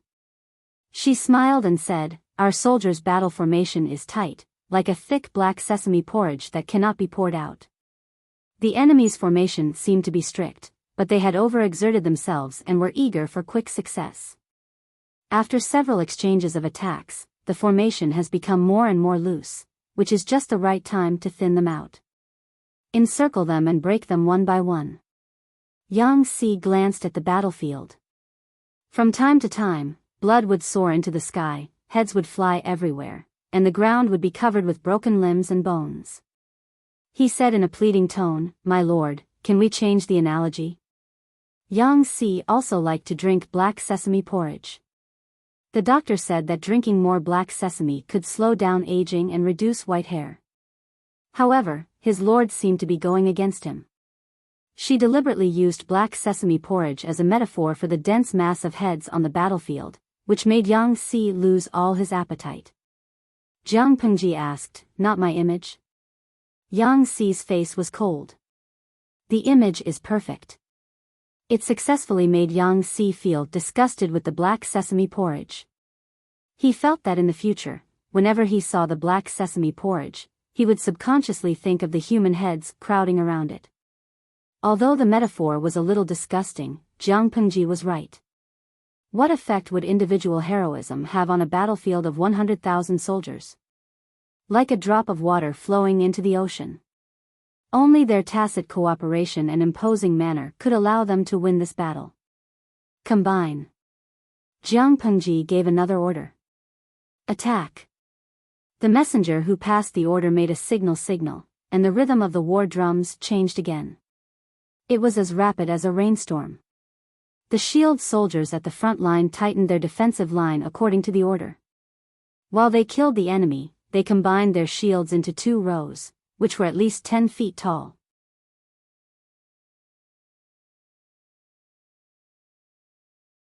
Chapter 1267. The troops under Jiang Pengji's tent became a meat grinder. They first divided the enemy into countless smaller pieces, then contracted the battle line to mince them into pieces. The quality of Yuan Xian's troops was far inferior to the elite troops trained by Jiang Pengji for many years.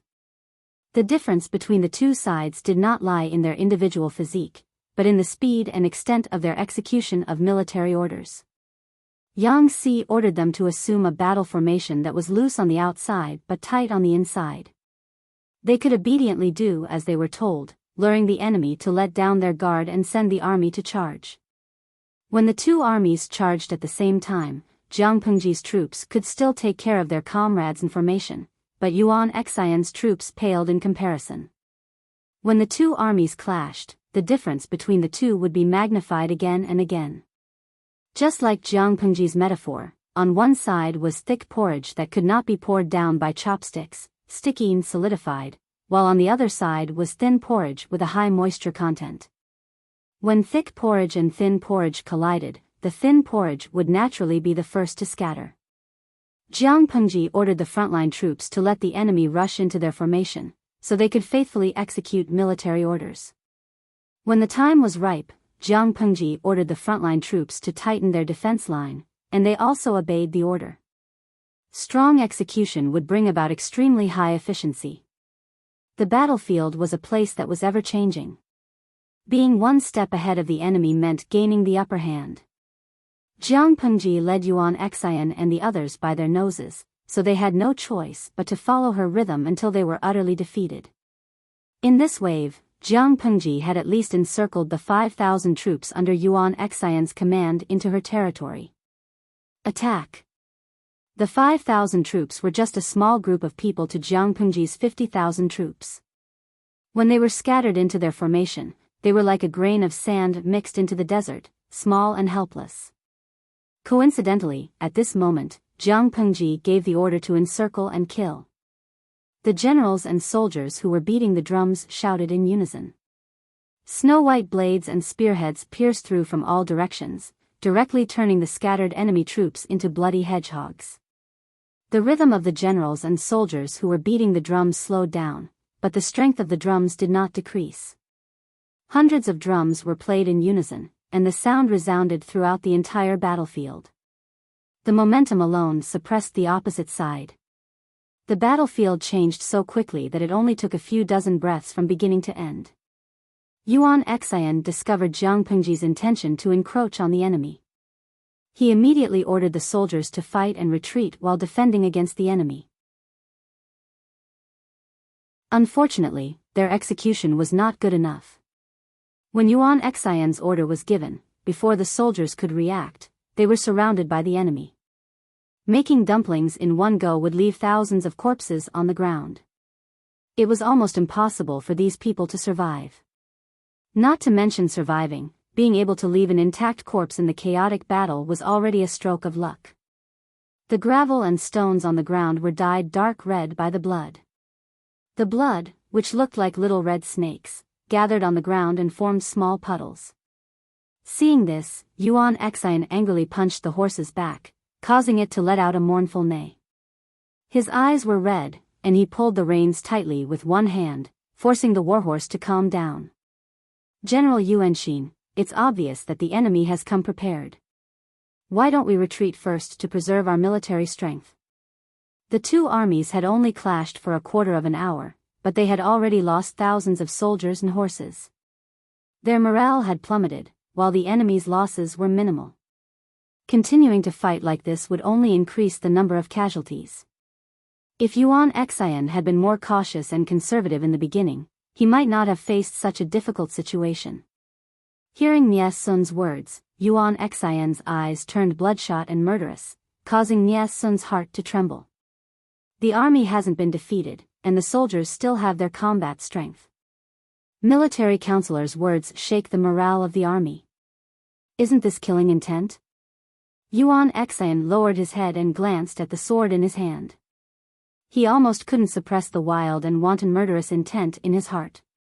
Nie Sun said, although the enemy has many men and horses, they have very little military supplies and rations. An army of 50,000 will consume countless rations in 3 to 5 days, not to mention 1 or 2 months. Our army doesn't need to face them head-on. We only need to surround and harass them to break their evil plan of using war to sustain war.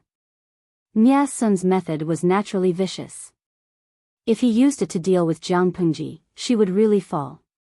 In order not to delay their speed and mobility, the army's rations could only last for 3 to 5 days. If Nie Sun used rogue tactics to harass her and plunder her rations, Jiang Pengji's side couldn't afford to drag it out. Just as Nie Sun predicted, Jiang Pengji wasn't afraid of a head-on confrontation. She was afraid of the enemy's endless harassment and encirclement. Yuan Xian refused to listen.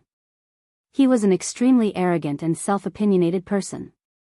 He had developed a prejudice against Nie Sun, and this prejudice would always exist. It wouldn't disappear with time. Nie Sun jumped out to stop him at this moment. Yuan Xian was furious. A white light streaked across the sky. Nie Sun was blinded by the light. He subconsciously raised his hand and turned his body to avoid the blade that was aimed at his neck. However, the blade still fell on his shoulder and chest. Intense pain spread from his body to his entire body. It was so painful that his muscles twitched and trembled. Nie Sun's world was instantly dyed with blood. The blood that gushed out from his wound spilled a long trail on the ground. A few deputy generals witnessed everything. They were so shocked that their limbs turned cold. They watched Nie Sun's body go limp and fall to the ground. The fresh blood converged into a pool of blood on the ground beneath him. After everyone saw it, they felt as if they had fallen into an ice cellar. Yuan Xian was actually so arrogant. Nie Sun was Huang Song's strategist. No matter what mistakes he made, he should be dealt with by Huang Song. What right did Yuan Xian have to wield his sword against Nie Sun? Was he so fearless just because he was the elder of the Lord's clan? Drag him away. This person shakes the morale of the army. He has evil intentions. Kill him as a warning to others. After the impulse, Yuan Xian felt a trace of regret in his heart. However, it was quickly drowned out by anger. Yuan Xian's words lacked confidence. However, there was no turning back. Since he had already been slashed, how could he apologize? The deputy general stepped forward and said, "General, strategist Nie is the Lord's trusted aide. If you kill him before the battle, it will not be good for you." It seemed like he was speaking for Yuan Xian, but he was actually pleading for Nie Sun. Although the wound was deep, it was not fatal. If the bleeding was stopped in time, he could still keep his life. Yuan Xian valued himself more. If Nie Sun really died, it would indeed be troublesome. His tone softened a little. Drag him away and keep an eye on him. The deputy general was afraid that he would go back on his word. He quickly said, "Yes, sir." Nie Sun's wound was very long and deep. The bleeding was also very impressive. It had only been a short while, but his clothes were already soaked. The soldier who was supporting him raised his hand and wiped the warm blood on his hand. Nye Sun's face was very fair. Even though he had grown a short beard to make himself look more mature, it still could not hide his gentleness. Because he had lost too much blood, his originally fair complexion had turned pale. His lips had also darkened. Faced with such a large wound and loss of blood, the military doctor was also in a difficult position. In the end, he could only take a risk out of desperation. I heard that the military doctors under Lu Shi's tent are very good at suturing wounds. Why don't we try using this to stop the bleeding? When Huang Song and Su Bei formed an alliance, they ambushed Hu County, which was guarded by Qiguan Rang, and stole a cart of medical supplies. With this cart of supplies and the retired military doctors he had secretly bribed, Huang Song's side also copied Jiang Pengji's logistical medical methods. However, Huang Song's side lacked experience and did not learn well. In the end, there were not many military doctors who knew how to suture. Nye Sun's wound was so large that he would die if he did not suture it. It was better to treat a dead horse as a living one. With the help of hemostatic powder, he might be able to keep his life.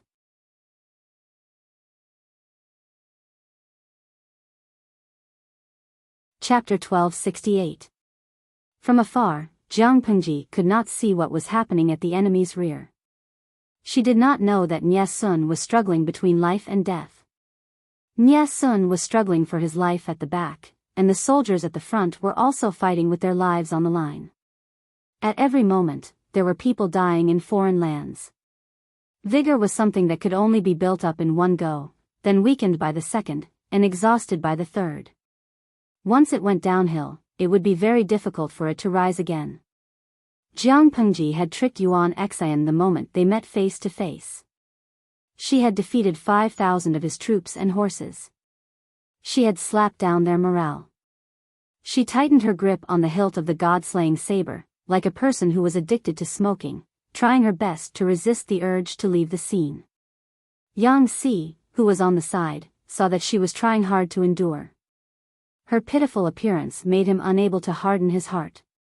He was full of persuasion, but he only sighed. If you don't mind, why don't you let Si do it for you? Look, it's rare to see such an understanding strategist like him. He's so considerate of the Lord. Bullying such a cute little angel, doesn't the Lord's conscience hurt? Jiang Pengji's eyes lit up. She wanted to grab Yang Xixiang and bite her. This guy was too good. Yang Si, he didn't dare to let the Lord take a whiff. Firstly, being kissed by the Lord made him feel like being kissed by a man. Secondly, he was afraid that the Lord would calm down and take revenge. Thirdly, he was afraid that if this matter were to spread to Wei Si's ears, it would provoke the revenge of the jealous beauty. He couldn't afford to provoke him. Jiang Pengji tightened her grip on Little White's reins. Little White seemed to understand Jiang Pengji's intentions, and its fighting spirit was high. Go, Little White. Jiang Pengji tightened her grip on the reins and clamped the horse's belly. Little White swiftly ran from the army's flank to the front line. Before Yang Si could say anything, he saw Little White kicking up a cloud of dust along the way. One person and one horse had already left. Sigh. I'm destined to have gray hair when I meet such a master. I should drink more black sesame porridge, because the scales of victory and defeat on the battlefield had tilted in their favor, and the situation of the battle was becoming more and more favorable. Yang Si allowed Jiang Pengji to have a go. Fairy Queen Scarlet, Ren Gallop, get on the horse. Husky, attack. Sang Ke, you guys are so evil. Can't you let me watch the live stream? Under your violent brainwashing, my mind is now filled with images of a husky riding on Little White, swinging the god-slaying sword and killing people. The host is so handsome and charming, magical things were more memorable than serious things. When many idle audiences thought of Jiang Pengji, the first thing that came to their minds was not her beautiful face and careless smile, but a husky in red and silver armor with its tongue hanging out. Fortunately, Jiang Pengji had blocked the bullet screen in the streaming room. If she accidentally saw the bullet screen, she would definitely perform poorly. Yang Xi's commanding style was different from Jiang Pengji's. The latter used overt schemes, while the former liked to backstab people. Sinister and crafty, always giving people the illusion of being entangled by a cold and venomous snake. Jiang Nongqin, who was killing the enemies at the front line, was the first to realize that the commander had changed. As expected, the person in charge now should be Yang Xi, right? This is so uncomfortable, Jiang Nongqin had learned from Jiang Pengji. She also liked the style of fighting in a big way. If it was Yang Xi, she would always feel uncomfortable all over. Only by killing a few more enemies could she feel better. Jiang Nongqin shook off the fresh blood on the blade. Her face was filled with sternness. Where's the Lord? Jiang Nongqin urged her horse to retreat to the rear. She turned her head to look for Jiang Pengji, but she did not see the familiar figure. Of course, she could not see it because Jiang Pengji was too far away from her. She really can't withstand a single blow. Jiang Pengji felt the blood in her whole body boiling. The horrifying blood in the eyes of the audience was a drug that stimulated her nerves. She galloped along the way, killed people along the way, and left the corpses of the enemies behind. City of Illusion, kill one person in 10 steps, leave no trace for 1,000 miles. But the streamer killed 10 people in 1 step, and they all died with grievances. The former was the unrestrained heroism of a swordsman, while the latter was the blood debt of a butcher. They could not accuse Jiang Pengji of being ruthless. Similarly, they could not say that the death of the enemy soldiers served them right. Who was the murderer? This was the way of the world. The idle fish who were watching the show entertained themselves, while some of the more reserved ones turned around leisurely and continued to watch from the sidelines.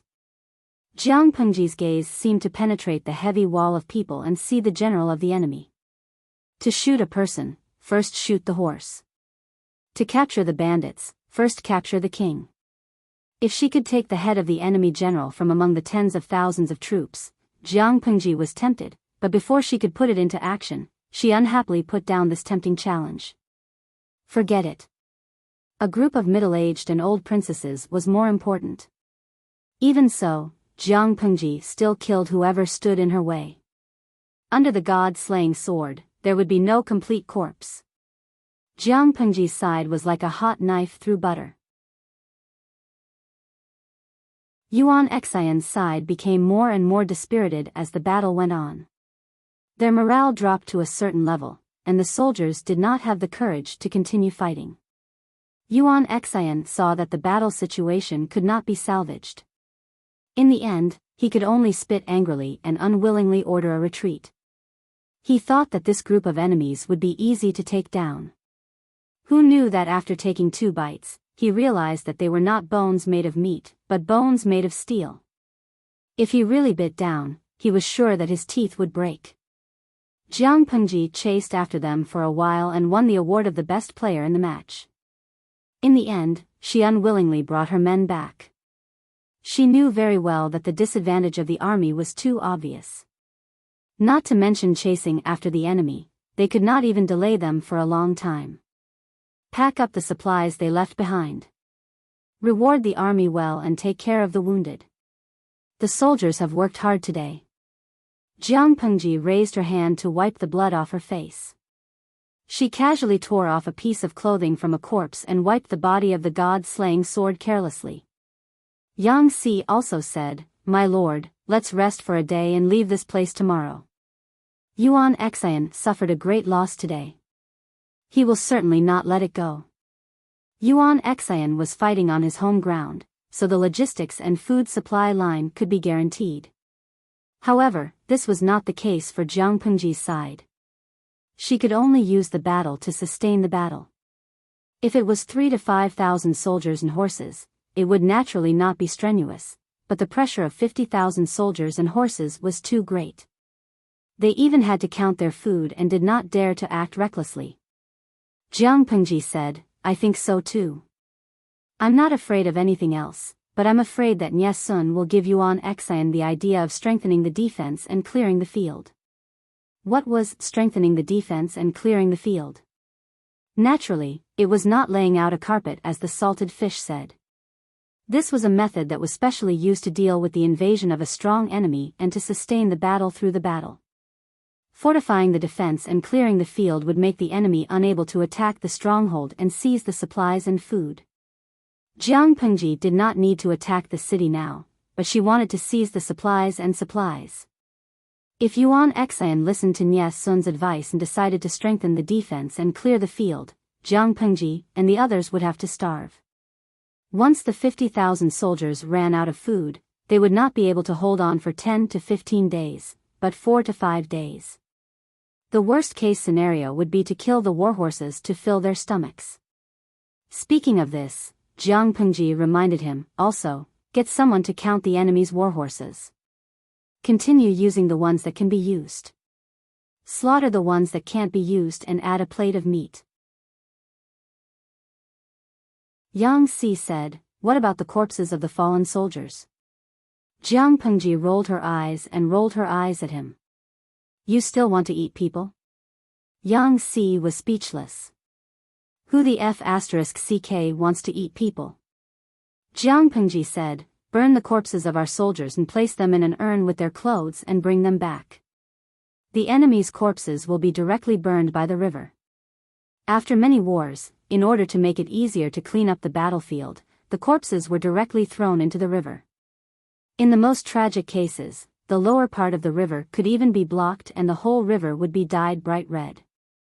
If doing so saved trouble, Jiang Pengji did not mind doing so. However, she was very clear that the rotting corpses would contaminate the river and even cause a large-scale epidemic to break out in the villages near the river. You're tuning into the Romantic Tales YouTube channel. Don't forget to subscribe and join us on this journey to catch the most captivating stories.